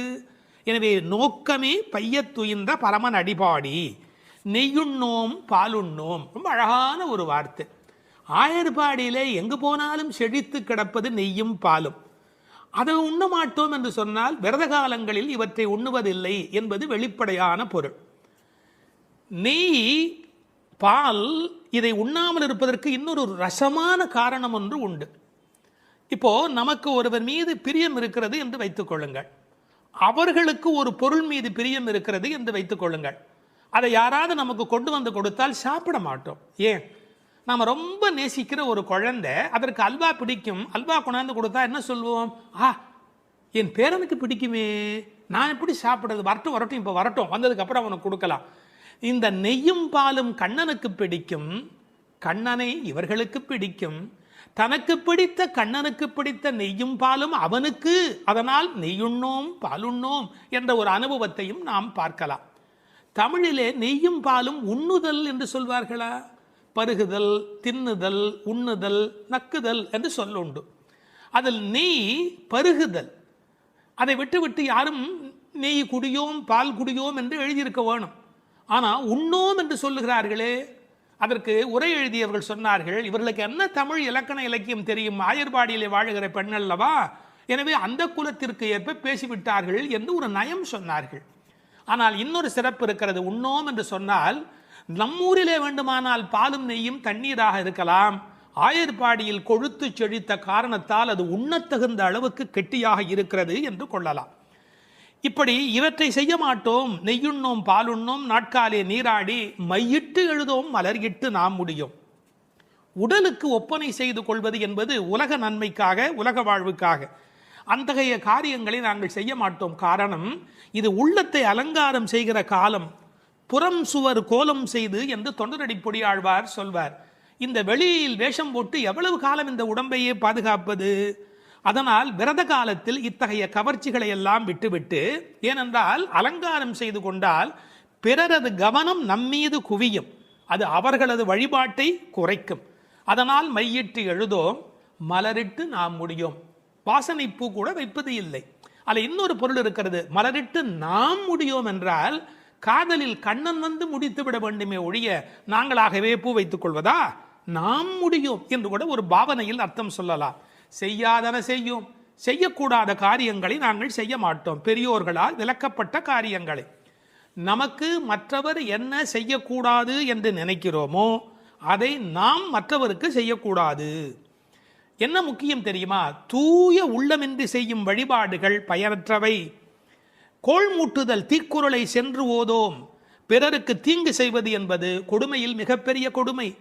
கோள் சொல்லுதல் என்பது சப்தமில்லாமல் கடிக்கிற ஒரு பாம்பு போலே. கற்களால் ஒருவனை காயப்படுத்துவதை காட்டிலும் சொற்களால் காயப்படுத்துவது மன்னிக்க முடியாதது என்கிறார் திருவள்ளுவர். உயிரை மாய்ப்பதை விட ஒருவன் பெருமையை மாய்ப்பது பாவத்தில் பெரிய பாவம். எனவே தீக்குறளை சென்று ஓதோம். ஐயமும் பிக்ஷையும் ஆம்தனையும் கைகாட்டி. ஐயம் பிக்ஷை என்பது பிரம்மச்சாரிகளுக்கும் சன்னியாசிகளுக்கும் கொடுக்கிற அந்த பொருள் பிக்ஷை. ஐயம் என்பது இல்லறத்தாரும் பசித்து வருகிற போது கொடுப்பது. கேட்டவன் என்ன தகுதியில் இருக்கிறானோ அதற்கு ஏற்ப நாம் கொடுக்க வேண்டும். திருவள்ளுவர் செல்விருந்தோம்பி வருவிருந்து என்று ஒரு வார்த்தை எழுதுவார். செல்விருந்து என்றால் கேட்காமல் போகிறவன், அவனுக்கும் கொடுக்க வேண்டும். வருவிருந்து கேட்டு வருகிறவன். அப்படி ஐயமும் இட வேண்டும், பிட்சையும் இட வேண்டும். இதுபோல் கொடுக்கிற விஷயத்தில் பிறரை ஏவக்கூடாது. நாம் நம்முடைய கைகளாலே செய்ய வேண்டும். சில வீட்டில் தானம் போடுகிற போது குழந்தை கையில் கொடுத்து அரிசி போட சொல்வார்கள், கொஞ்சமாக போகுமே என்ற ஒரு எண்ணத்தினாலே. எனவே ஆம்தனையும் கைகாட்டி எவ்வளவு முடியுமோ அவ்வளவு நாம் இந்த உலகத்தில் கொடுப்பதற்கு கடமைப்பட்டிருக்கிறோம். இந்த உலகத்தில் கடவுள் செல்வத்தை உருவாக்கினார், மனிதன் வறுமையை உருவாக்கினான். எனவே கட்டாயத்தால் தருவதை தாண்டி கருணையினால் தருவதுதான் நோன்பினுடைய முழு பயனாக அமைய முடியும். ஐயமும் பிட்சையும் ஆம்தனையும் கைகாட்டி உய்யுமாறு எண்ணி உகந்தேலோர் எம்பாவாய். இதை உய்யும் ஆறு என்று பிரிப்பார்கள், உய்யுமாறு என்றும் சொல்வார்கள்.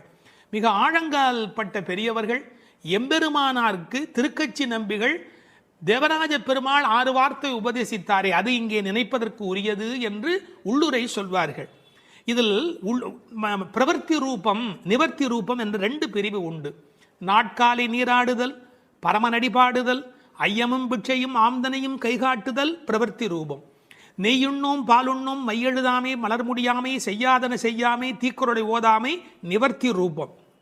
உடல் தூய்மையில் தொடங்கி உள்ள தூய்மையில் வாழ்ந்து உயிர் தூய்மையில் முக்தி அடையக்கூடிய வகையில் உய்யுமாறு எண்ணி உகந்து வாழ்வோம் என்கிறாள் ஆண்டாள் நாச்சியார்.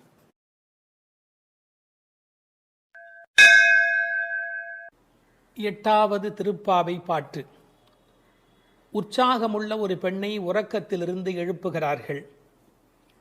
கீழ்வானம் வெள்ளென்று எருமை சிறுவீடு மேய்வான் பரந்தனகான், மிக்குள்ள பிள்ளைகளும் போவான் போகின்றாரை போகாமல் காத்து உன்னை கூவுவான் வந்து நின்றோம். கோதூகலமுடைய பாவாய் எழுந்திராய், பாடிப்பறை கொண்டு மாவாய் பிளந்தானை மல்லரை மாட்டிய தேவாதி தேவனைச் சென்று நாம் சேவித்தால் ஆவா என்று ஆராய்ந்து அருளேலோர் எம்பாவாய். 8ஆம் பாட்டின் உரை. கண்ணனை எப்போதும் எண்ணி குதூகலமே வடிவான ஒரு பெண் இப்பாடலில் எழுப்பப்படுகிறாள். எப்போதும் மகிழ்ச்சி நிறைந்த பெண்ணே, கிழக்கு வெளுத்து விட்டது. பனிப்புல் மேய்வதற்காக எருமைகளை அவிழ்த்து விட்டு விட்டார்கள். பாவை நோன்புக்கென்ன நீராட மிகுதியான நமது கூட்டத்தைச் சேர்ந்த பெண்கள் பாவை நோன்பு கொண்டாடும் இடத்திற்கு புறப்பட்டு சென்று கொண்டிருக்கிறார்கள். அவர்களை நடுவில் நிறுத்தி உன்னை அழைத்துச் செல்வதற்காக நாங்கள் வந்திருக்கிறோம். கேசி என்ற குதிரை வடிவில் வந்த அரக்கனை மாய்த்தவனும், ஷானூரன் முஷ்டிகன் என்ற மல்லர்களை வென்று கொன்றவனும், தேவர்களுக்கெல்லாம் பெரிய தேவனுமான கண்ணனை நினைத்து பாடி அவனை சென்று அடைந்தால் அவன் நம் வருகையை அறிந்து வாருங்கள் வாருங்கள் என்று அழைத்து நாம் விரும்பிய பறையை நலனை நமக்கு தருவான். உறக்கத்தை கலைந்து எழுந்திரு என்பதுதான் இந்த பாடலின் திரண்ட பொருள். கீழ்வானம் வெள்ளென்று, கிழக்கு வெளுத்து விட்டது, அதாவது சூரிய உதயத்திற்கு முன்பான அருணோதயம் நிகழ்ந்து விட்டது. பண்டைய தமிழ் மரபு சூரியன் உதிப்பதற்கு முன்பாக எழுந்துவிட வேண்டும் என்கிற ஒரு ஒழுங்கியல் இருந்தது. இதற்கு ஒரு காரணம் உண்டு, ஒரு அருமையான பொன்மொழி. சூரியன் யாரை படுக்கையில் பார்க்கிறானோ அவர்களை வாழ்நாள் முழுவதும் படுக்கையிலேயே விட்டுவிடுகிறான் என்று ஒரு பொன்மொழி உண்டு. மனிதன் நோயின்றி இருக்க வேண்டும் என்று சொன்னால் விடியல் வேளையிலே சூரியன் வருகிறதற்கு முன்பாக எழுந்து நின்று அந்த சூரியனை வரவேற்பதற்கு தயாராக இருக்க வேண்டும். இந்த கிழக்கு வெளுத்தது என்பதை கீழ்வானம் வெள்ளென்று என்று எழுதுகிறார். ஒரு குறிப்பு, இவையெல்லாம் வெளியில் நடக்கிற விஷயங்கள். சூரியோதயத்திற்கு முந்தைய வானம் வெளுத்த நிலை. வெளியில் நடக்க வேண்டியதெல்லாம் நடந்து விட்டதே, உள்ளே நடக்க வேண்டியது நடந்திருக்கிறதா? வெளி அடையாளங்கள் சரியாக இருக்கின்றன, உள்ளே நிகழ வேண்டிய ஆன்ம விடியல் அது நடந்திருக்கிறதா? உனக்கு என்ன அஞ்ஞானமா? இன்னொரு அடையாளம் சொல்லுகிறாள், விடியலுக்கான அடையாளம். எருமை மாட்டை அவிழ்த்து விட்டு விட்டார்கள், மேய்ச்சல் நிலத்திற்கு கூட்டி போகிறார்கள். ஆனால் மேய்ச்சலுக்கு போவதற்கு முன்பு அதை அவிழ்த்து விட்டவுடனே பனிப்புல் மேய்வதற்கு அனுமதிப்பார்கள். அதுவும் பரபர என்று ஓடிவர் வந்து அந்த பனிப்புல்லை எல்லாம் மேயும். காரணம், பனிப்புல் மேய்ந்தால் பால் நன்றாக இருக்கும் என்பது ஆயர்பாடியினுடைய கொள்கை. ஆண்டாள் அந்தணர் குலத்தில் பிறந்து வளர்ந்தாலும் கூட அவளுடைய இயல்பு ஆயர்பாடியின் உண்மைகள் அனைத்தையும் தெரிந்து வைத்திருக்கிறாள். எருமை சிறுவீடு மேய்வான். சிறுவீடு சின்னதாக விட்டு இருக்கிறார்கள், முழுசா விட்டுடல. அது கொஞ்சம் அப்படி பக்கத்தில் போய் அந்த அவிழ்த்து விட்ட உடனே வந்து வெளியில் இருக்கிற அந்த பனிப்புல்லை மேய தொடங்குகிறது. அறிந்தோ அறியாமையிலேயோ எருமை என்ற வார்த்தையை பயன்படுத்துவதிலே ஒரு கிண்டல் இருக்கிறது.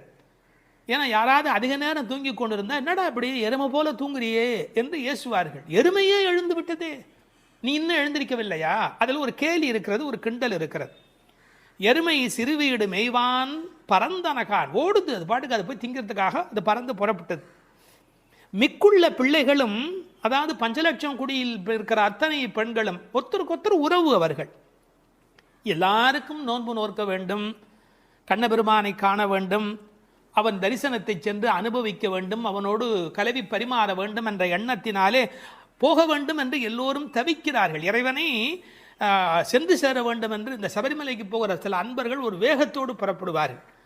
அது மாதிரி போவான் போகின்றாரே, அப்படி எல்லாம் வேக வேகமாக எல்லோரும் புறப்படுகிறார்கள். இது ரொம்ப முக்கியமான ஒரு இடம்.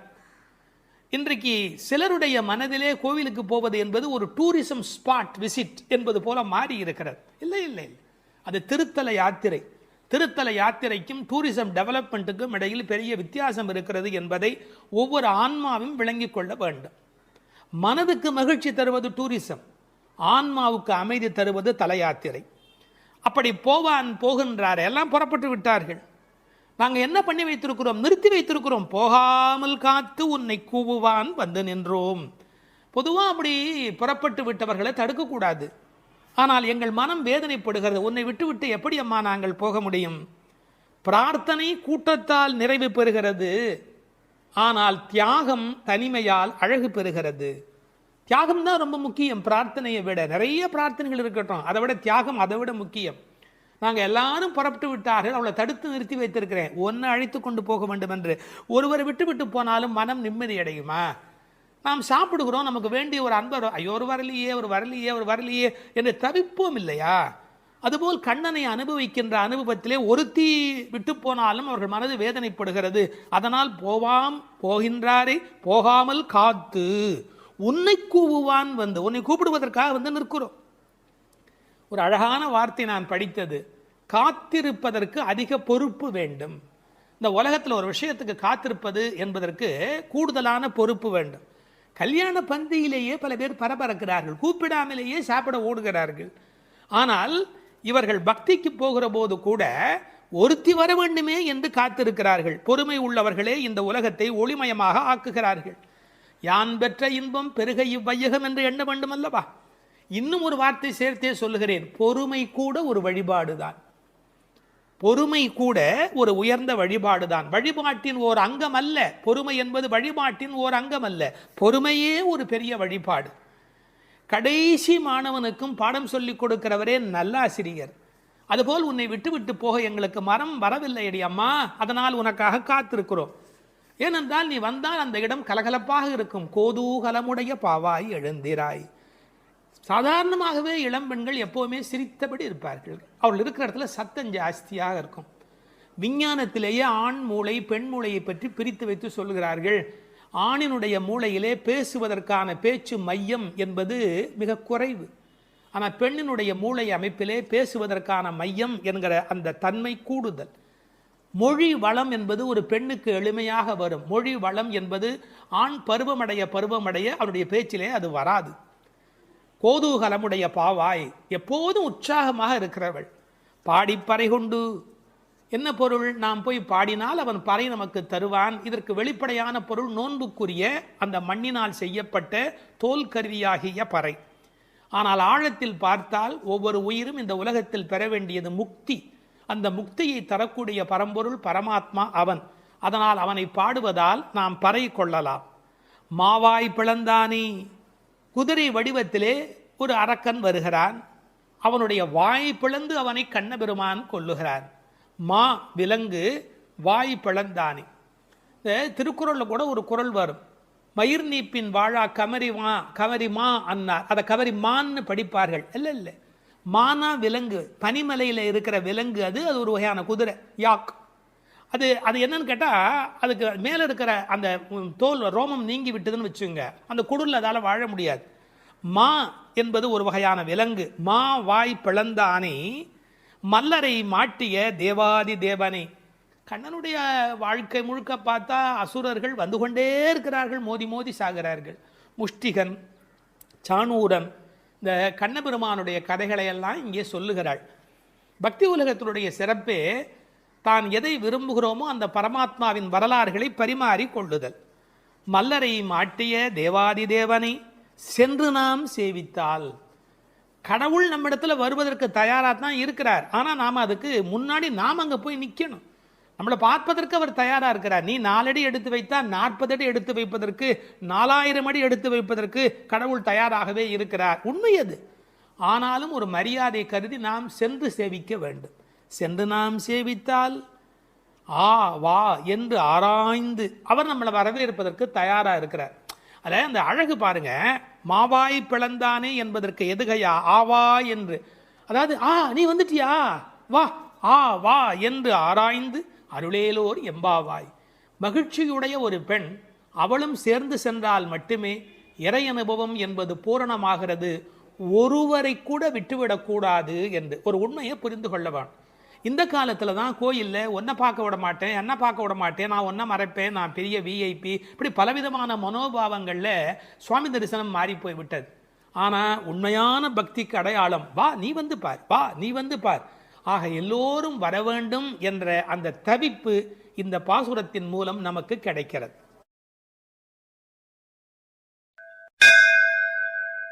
மார்கழி திங்கள் மதி நிறைந்த நன்னாளால் நீராடப் போதுவீர் போதுமினோ நேரிழையீர் சீர்மல்கும் மாய்பாடிச் செல்வச் சிறுமீர்கள் கூர்வேல் கொடும் தொடிலன் நந்தகோபன் குமரன் ஏறார்ந்த கண்ணி யசோதை இளம் சிங்கம் கார்மேனிச் செங்கண் கதிர் மதியம் போல் முகத்தான் நாராயணனே நமக்கே பறை தருவான் பாரோர் புகழப் படிந்தேலோர் எம்பாவாய். முதல் பாசுரம். இதனுடைய பொருளை முதலில் சுருக்கமாக பார்த்துவிட்டு பிறகு நாம் விரிவாக சிந்திப்பது பொருத்தம் என்று கருதி உரை முதலில் சொல்லிவிடுகிறேன்.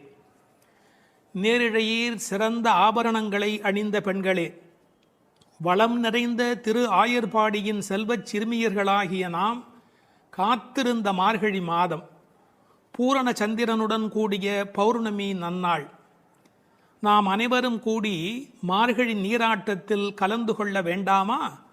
நீராட விருப்பமுடையவர்கள் அனைவரும் வாருங்கள் வாருங்கள்.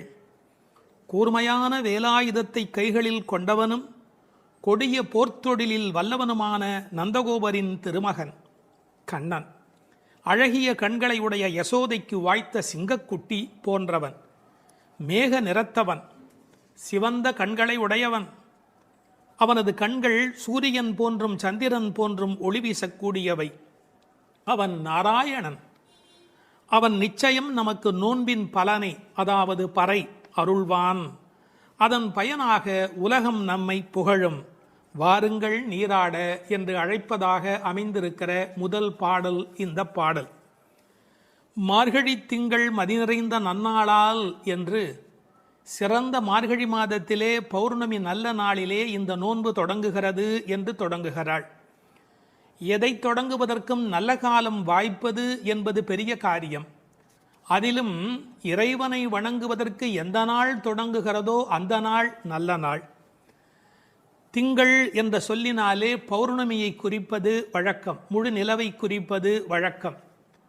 ஆனால் பழைய காலத்தில் காலக்கணக்கு என்பதே பௌர்ணமி நிலவை அடிப்படையாக வைத்து சாந்திராயன மாதக்கணக்கு தொடங்கியமையினால் பௌர்ணமி எப்போதும் மாதத்தின் தொடக்கமாக கருதப்பட்டது. இந்த மார்கழி மாதம் கொண்டாடத்தக்க ஒரு காலம். பல காரணங்கள்.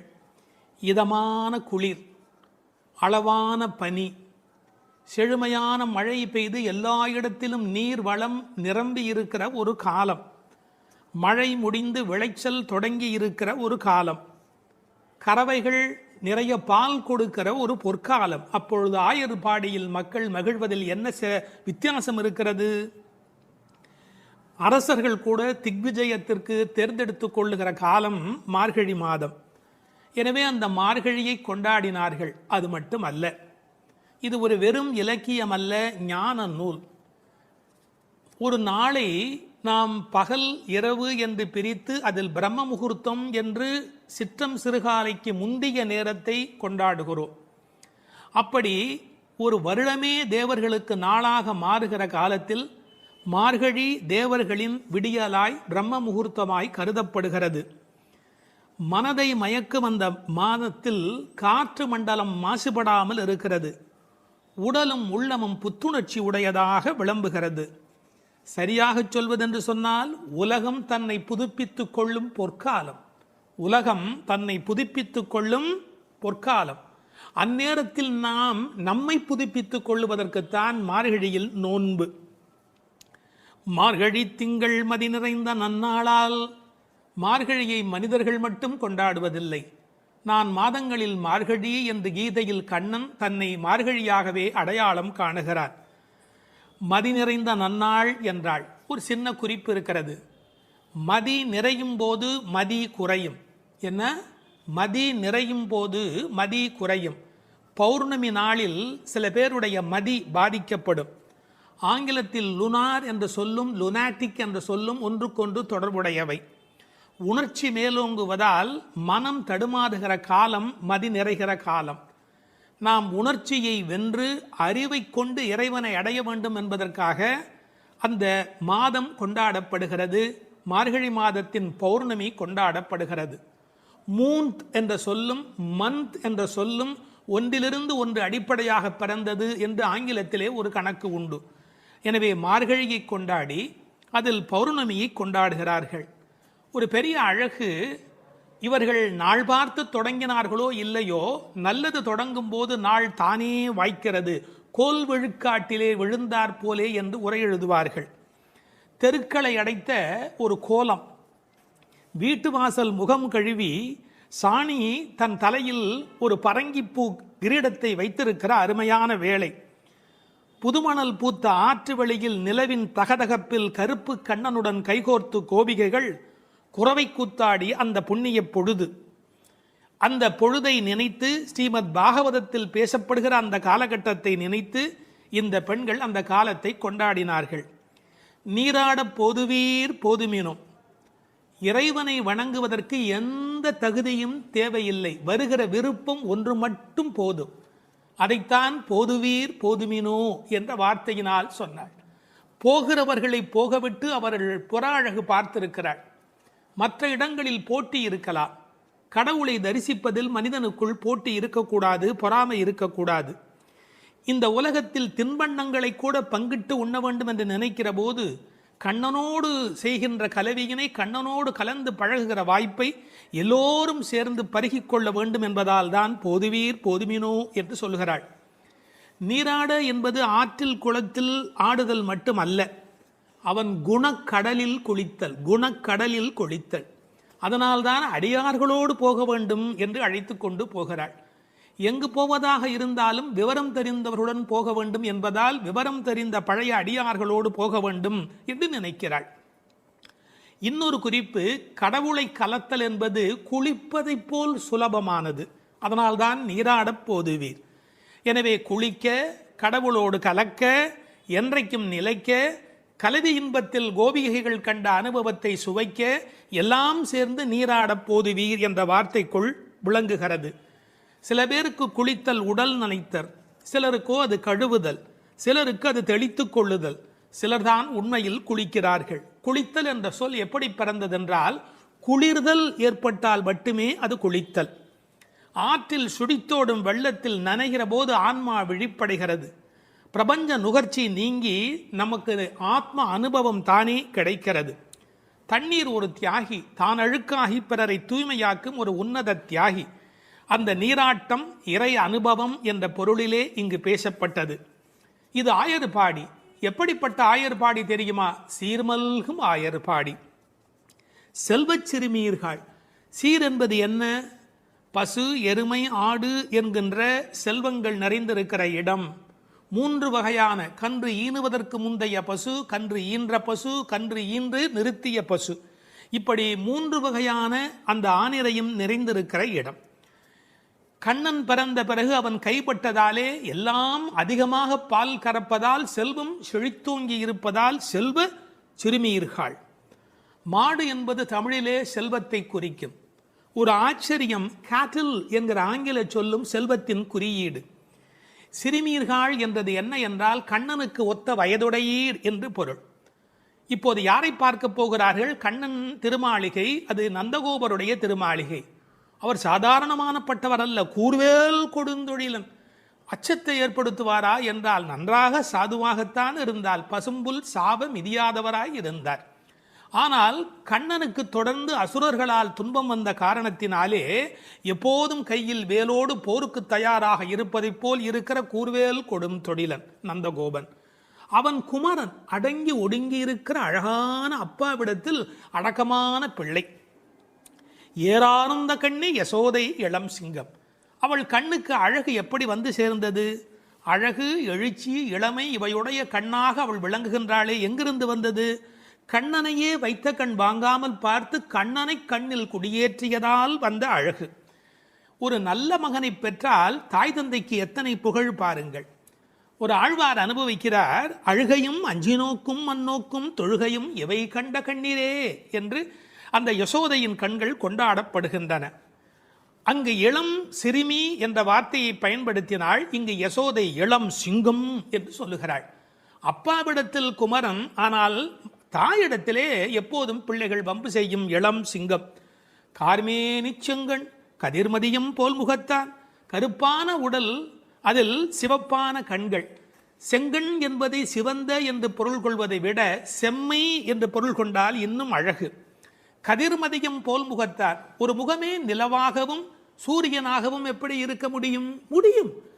நீங்கள் நன்றாக நரசிம்ம அவதாரத்தை உற்று நோக்கினால், எதிரியான இரண்யகசிபுவை நெருப்பு எழப் பார்த்தவன் பக்கத்தில் இருக்கிற பிரகலாதனை அன்பு கனிய பார்க்கிறான். ஒரே நேரத்தில் சந்திரனாய், ஒரே நேரத்தில் சூரியனாய் நரசிங்க பெருமாள் இருக்கிறார். சிங்கமே இருக்கும் என்றால் இந்த மற்ற பெருமானுடைய கருணையினை என்ன என்று சொல்வது? எனவே கதிர்மதியம் போல் முகத்தார். முதல் பாட்டிலேயே நாராயண மகாமந்திரத்தை உச்சரித்து, நாராயணனே ஒரே பரம்பொருள் நமக்கே வரை தருவான்.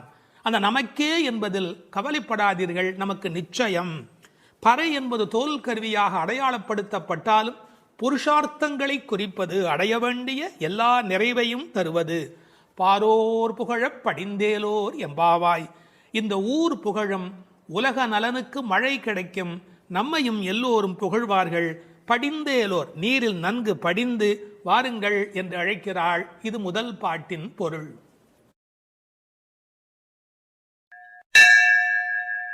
வேதம் அனைத்துக்கும் வித்தான திருப்பாவையின் 6வது பாடல். இது பாடல் தொடங்கி திருப்பள்ளி எழுச்சியாக அமைகிறது. உறங்குகிற பெண்ணை வெளியில் இருக்கிறவள் எழுப்புவது போல பாடலின் அமைப்பு முறை. விடிந்தது என்பதற்கான அடையாளங்கள் சொல்லி எழுப்புகிறார்கள். புள்ளும் சிலம்பினகான் புள்ளரையன் கோயிலில் வெள்ளை வெளிசங்கின் பேரரவம் கேட்டிலையோ, பிள்ளாய் எழுந்திராய் பேய் முலை நஞ்சுண்டு கள்ளச்சகடம் கலக்கழிய காலோச்சி, வெள்ளத்து அரவில் துயில் அமர்ந்த வித்தினை உள்ளத்து கொண்டு முனிவர்களும் யோகிகளும் மெல்ல எழுந்து ஹரி என்ற பேரரவம் உள்ளம் புகுந்து குளிர்ந்தேலோர் எம்பாவாய். முன் அனுபவம் ஏதுமில்லாத கன்னிப்பெண்ணே, இன்னும் உறங்குகிறாயே? விடியலை முன்னே அறிந்து கொள்ளும் இயல்புடைய பறவைகளும் கூட எழுந்து ஓசை எழுப்பி இறை தேட புறப்பட்டு விட்டனவே, அது உனக்கு தெரியவில்லையா? பறவைகளுக்கு அரசனான கருடனை வாகனமாக கொண்ட திருமால் திருக்கோயிலிலே வெண்மை நிறமுள்ள சங்கு தன் ஒலி எழுப்பி அழைக்கின்ற பேரோசை உன் காதில் விழவில்லையா? பெண் பிள்ளையே, விரைவில் படுக்கையை விட்டு எழுந்திரு. முன்பு தன் தாய் யசோதை வடிவில் முலைக்காம்பில் நஞ்சையே தீட்டிக் கொண்டு வந்து கண்ணனுக்கு வஞ்சகமாக பாலூட்ட கருதினாளே பூதனை. அவளிடம் பால் பருகுவது போல முலையுண்டு அவள் உயிரையும் உண்டானே கண்ணன். முன்பு கள்ளத்தனமாக சக்கரமாக அவன் முன் தோன்றினானே சகடாசுரன். அவனை தன் திருவடிகளை உயர்த்தியே உதைத்து அவன் கலக்கம் அடைந்து அழிந்து போனானே அந்த கண்ணன். திருப்பார்கடலிலே அமைந்திருக்கும் ஆதிசேஷன் என்னும் பாம்பின் மேல் அரிதுயில் கொண்டிருக்கிறானே அந்த கண்ணன். இவ்வுலக உற்பத்திக்கு மூல காரணமான அந்த கண்ணனை தம் உள்ளத்திலேயே இடைவிடாது தியானித்து கொண்டிருக்கும் முனிவர்களும் இறைவனை எளிதில் அடையும் யோகம் போன்ற உபாயங்களையும் செய்து கொண்டிருக்கும் யோகியர்களும் அலுங்காது அசையாது மெதுவாக நிதானமாக எழுந்து ஹரி ஹரி என்று திருமாலை எண்ணிப்பாடும் பேரோசை உன்னுடைய காதுகளில் கேட்கவில்லையா? ஆனால் இவ்வோசைகள் எல்லாம் எங்கள் செவி வழி புகுந்து உள்ளத்திற்கு குளிர்ச்சி தருகின்றனவே. இந்த அனுபவத்தை எங்களுடன் பகிர்ந்து கொள்வதற்காகவாவது நீ எழுந்து வரமாட்டாயா? இது பாடலின் திரண்ட பொருள். புள்ளும் சிலம்பினகான் புள்ளரையன் கோயிலில். புள்ளும் சிலம்பினகான் என்பது இயற்கையின் அழைப்பு. காலையிலே பறவைகள் ஒலி எழுப்புகின்றன. இதில் புள்ளும் என்றால் அந்த உம்மை சிறப்பு உம்மை. காலை பொழுது எப்படி விடுகிறது என்றால் கோழி கூவுது என்று ஒரு வார்த்தை சொல்வார்கள்.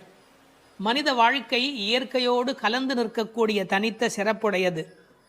அது காலையில் இறை தேடுவதற்கு புறப்படுவதற்கு முன்பாக ஒலி எழுப்பி அதன் பிறகு புறப்படும். இறை தேடும் போதே இறை தேடு என்பதுதான் மனிதனுக்கும் விலங்குக்கும் இருக்கிற வித்தியாசம். அதனால் இறை தேடி அது எழுப்புகிற ஒலியை கேட்ட மாத்திரத்தில் இறை தேடி வல்லினரா இறை தேடி நாம் அந்த பெருமானை நினைக்க வேண்டாமா என்ற அர்த்தத்தில் புள்ளும் சிலம்பின என்றாள். தமிழிலே சிலம்புதல் என்றால் ஒலி எழுப்புதல் என்று பொருள். அதிகாலை எழுவதை மனிதன் பறவைகளிடமிருந்து கற்றுக்கொண்டான் என்கிறார்கள். அது மட்டுமல்ல, பறவைகள் மனிதனுக்கு எச்சரிக்கை உணர்வை ஊட்டக்கூடிய ஒரு அடையாளம். ஒரு காலத்தில் காடுகளில் மனித இனம் வாழ்ந்த காலத்தில் பதுங்கி வரும் பாய்ச்சல் மிருகங்கள் குறித்து எச்சரிக்கை ஒலி எழுப்பும் இயல்பு பறவைகளுக்கு உண்டு. எனவே பறவைகளின் ஒலியை பார்த்து வருகிற நன்மை தீமைகளை மனிதன் உணர்கிற பழக்கம் அன்று தொட்டிருந்திருக்கிறது. எனவே வெளியில் விடுகிற விடியலுக்கு அடையாளமாக சொன்னாலும் பறவை ஒலிக்கும் மனித இனத்துக்கும் சம்பந்தம் இருக்கிறதே. புள்ளும் சிலம்பினகான். புல் அரையன் கோயில், பறவைகளுக்கெல்லாம் தலைவன் கருடன். அந்த கருடன் கோயிலிலே, அதாவது திருமாலுடைய திருக்கோயிலிலே சங்கு ஒலி எழுப்பி அழைக்கிறார்களாம். வெள்ளை வெளிசங்கின் பேரரவம் கேட்டிலையோ. வெள்ளை விழிசங்கு அது ரொம்ப தூய்மையான சங்கு. வெறும் நிறம் மட்டுமல்ல, அது எல்லா வகையிலுமே தூய்மையுடைய ஒன்று, வெண்மையுடைய ஒன்று. அது அழைப்பதற்காகவே பயன்படுத்தப்படுவதாலே விழிசங்கு கோயிலிலே நடை திறந்து விட்டது, மக்கள் வரலாம் என்பதற்கான அறிவிப்பு சங்கொலியின் மூலம் அந்த ஊருக்கு தெரிவிக்கப்படுகிறது. எனவே கோயில் அழைப்பு வந்துவிட்டதே, நீ எழுந்திருக்க வேண்டாமா? பேரறவும் கேட்டிலையோ. பறவையின் சப்தம் கூட சின்ன சின்னதாக போயிருக்கலாம். இது எத்தனை பெரிய ஒலி, சங்கு ஒலி எழுப்புகிறார்களே, ஊருக்கே கேட்க வேண்டும் என்று எழுப்புகிறார்களே, உனக்கு தெரியவில்லையா? சங்குக்கும் ஆண்டாளுக்கும் இடையில் இருக்கிற தொடர்பு நாச்சியார் திருமொழி நன்கு படித்தவர்களுக்கு தெரியும். கற்பூரம் நாருமோ கமலப்பூ நாருமோ திருப்பவளச் செவ்வாய்தான் தித்தித்திருக்குமோ, மறுப்பொசித்த செங்கண்மால் வாய்ச்சுவையும் நாற்றமும் விருப்புற்று கேட்கின்றேன் சொல்லாழி வெண்சங்கே என்று சங்கரை பாராட்டி மகிழ்ந்தவள் ஆண்டாள் நாச்சியார். எனவே வெள்ளை வெளிசங்கு அதற்கு என்ன பெருமை என்றால், ஓங்கார ஒலி எப்போதும் சங்கிலே காதில் வைத்தால் கேட்டுக்கொண்டே இருக்கும். நமக்கு ஒரு ஆச்சரியம், கண்ணனாகிய கடவுள் குடியிருக்கிற ஊரில் வேறு ஒரு கோயிலா? கோயில் அழைப்பு என்றால் ராமாயணம் படிக்கிற போது ராமன் நாராயணனை போய் வணங்கி வந்த செய்தி இருப்பதைப் போல கண்ணன் ஊரிலும் திருமால் கோயில் இருந்திருக்கிறது. இதில் புறவிடியல் பற்றி பேசினாலும் உண்மையில் அகவிடியலை பற்றி நாம் சிந்திக்க கடமைப்பட்டிருக்கிறோம். இதெல்லாம் காலை நேரத்து அடையாளங்கள். ஆன்மீக விடியல் என்பது ஏற்பட வேண்டுமென்றால் அறியாமை இருட்டு போக வேண்டும். நீங்கள் இருட்டை விரட்டிவிட முடியுமா? இந்த உலகத்தில் என்ன முயன்றாலும் இருட்டை விரட்ட முடியுமா? ஒரே ஒரு வேலை இருக்கிறது, ஒரு வெளிச்சத்தை நிறுவுவதுதான் மனிதன் செய்ய வேண்டிய வேலை. எல்லாரும் உட்கார்ந்து கொண்டு இருட்டே போ இருட்டே போ இருட்டே போ என்றால் போகாது. ஆனால் ஒரு விளக்கை ஏற்றி வைத்தால் இருட்டு காணாமல் போய்விடும். அதுபோல் நம்முடைய அஞ்ஞானம், அறியாமை என்ற மன இருள் நீங்க வேண்டுமென்றால் நாராயணன், இறைவன், பரம்பொருள் என்ற ஒற்றை விளக்கு நமக்கு போதுமானது. அதை சொல்லிவிட்டு பிள்ளாய் எழுந்திராய் என்கிறார். பெண் பிள்ளைகளை ஏ பிள்ளை என்று அழைப்பது தமிழ் மண்ணிலே இருக்கிற ஒரு மரபு. என்ன பிள்ளை இப்படி பேசிக்கிட்டே இருக்கிறியே அப்படிம்பாங்க. அது சிறு பிள்ளைகளை சொல்லுகிற வழக்கம் உண்டு. பிள்ளாய் எழுந்திராய். இந்த பிள்ளாய் என்பதில் இருக்கிற அழகு, சிறுபிள்ளைத்தனமாக நடந்து கொள்கிறாயே. உனக்கு கோயிலுக்கு வந்து முன் அனுபவம் இல்லையா? இந்த சபரிமலைக்கு போகிற போது கன்னிசாமி என்று அழைத்து கொண்டு போவார்கள். எல்லாரும் எழுந்திருக்கிற நேரத்தில் அவர் எழுந்திருக்க மாட்டார், அந்த முறையாக பூஜையில் கலந்து கொள்ள மாட்டார். கன்னிசாமி அவருக்கு விவரம் தெரியல என்று எல்லோரும் சொல்வார்கள். இந்த பிள்ளை எழுந்திருக்கவில்லை, பிள்ளாய் எழுந்திராய் என்றார். அவள் எழுந்திராமைக்கு காரணம் சோம்பல் மட்டுமல்ல, சோம்பலை தாண்டி இன்னொன்றும் இருக்கலாம். என்ன? கிருஷ்ண மயக்கம் என்றும் காரணமாய் இருக்கலாம். மிக முதிர்ந்த நிலை ஒரு காரணமாய் இருக்கலாம். அவளுக்கு அதிர்ச்சி உண்டாகும்படியாக எழுப்புவதற்கு உரிய கண்ணபெருமானுடைய வரலாறுகளை சொல்லுகிறார்கள். பேய்முலை நஞ்சு உண்டு பூதனே என்ற ஒரு அரக்கி தாய்முலைப்பாலில் அமுதிருக்க தவழ்ந்து தளநடை இட்டு சென்று பேய் முலைவாய் வைத்து நஞ்சு உண்டு பித்தன் என்றே பிறர் ஏசன் என்றாய் திருமங்கையாழ்வார் பாடுகிறார். அதாவது தாயிடத்தில் அமுது உண்ணாமல் பேயிடத்தில் போய் உண்டு அவளுக்கு மேலே போவதற்கான வழிமுறையை செய்த பூதனையினுடைய வரலாறு, அரக்கியின் வரலாற்றை சொல்லுகிறார். அடுத்து இன்னொரு வரலாறு, கள்ளச்சகடம் கலக்கழிய காலோச்சி. கள்ளச்சகடம், சகடாசுரன் என்ற ஒரு அசுரன் வஞ்சனையான வடிவத்தில் சக்கரமாய் வருகிறான். அப்போது பெருமான் என்ன செய்தார்? தம் கால்களாலே எட்டி உதைத்தார். தன்னை நேடி வந்த ஆபத்தை அவர் விரட்டுகிறார். என்ன நயம் சொல்வார்கள் தெரியுமா? பெருமாளுடைய திருவடி நம்முடைய கஷ்டத்தை போக்குகிறது என்பதையும் தாண்டி பெருமாளின் துன்பத்தையே போக்கக்கூடியது. இப்படிலாம் அர்த்தம் சொல்லலாமா என்று கேட்பார்கள். உயர்வர உயர்நலம் உடையவன் எவனவன், மயர்வர மதிநலம் அருளினன் எவன் அவன். இந்த பாசுரத்திலே துயரரு சுடரடி என்று ஒரு வாசகம் வரும். அந்த துயரரு சுடரடி என்பதற்கு வியாக்கியானம் செய்த பெருமக்கள் நம்முடைய துயர் என்று கூட அர்த்தம் செய்ய வேண்டிய அவசியமில்லை. பக்தனுக்கு அனுகிரகம் பண்ணுவதற்கு திருவடி இருந்தும் பக்தன் தன்னிடத்தில் வந்து அதை பெறாத போது பகவான் துயரமுறுகிறான். தாய் தன்னுடைய முலைப்பாலை தரையிலே பீச்சுமா போல அருளை அவன் பக்தர்களுக்கு வழங்குகிறான் என்று எழுதினார்கள். எனவே பெருமானுடைய திருவடி பெருமானுடைய துன்பங்களையே நீக்கியது என்றும் பொருள் கொள்ளலாம். மனிதர்களுக்கு ஒவ்வாதது ரெண்டு காரம், ஒன்று அகங்காரம், மமகாரம். அப்படி தோன்றிய அசுரர்களை அவன் அழித்திருக்கிறான். வெள்ளத்தரவில் துயிலமர்ந்த வித்து, இந்த உலகத்துக்கெல்லாம் மூலமான வித்து. நல்ல தண்ணீர் நனைத்துதான் விதையை நடுவார்கள். இவன் வெள்ளத்து அரவில் பார்க்கடலிலே பாம்பிலே படுத்திருக்கிறான். வெள்ளை வெள்ளத்தின் மேலொரு பாம்பின் மிசை கள்ள நித்திரை கொள்ளும் பரமன் என்பார்கள். நீர் குளிர்ச்சி, பாம்பு குளிர்ச்சி, அந்த குளிர்ச்சிக்கு மேல் குளிர்ச்சியாக கண்ணபெருமானுடைய தோற்றம் குளிர்ச்சி. முதல் தனி வித்தேயோ என்று நம்மாழ்வார் பாடுவார். ஆலமர் வித்தின் அரும் குரலன் என்று கம்பர் பாடுவார். விச்சி இன்றி விளைவது இல்லை என்று பிரகலாதனுடைய சரித்திரத்தை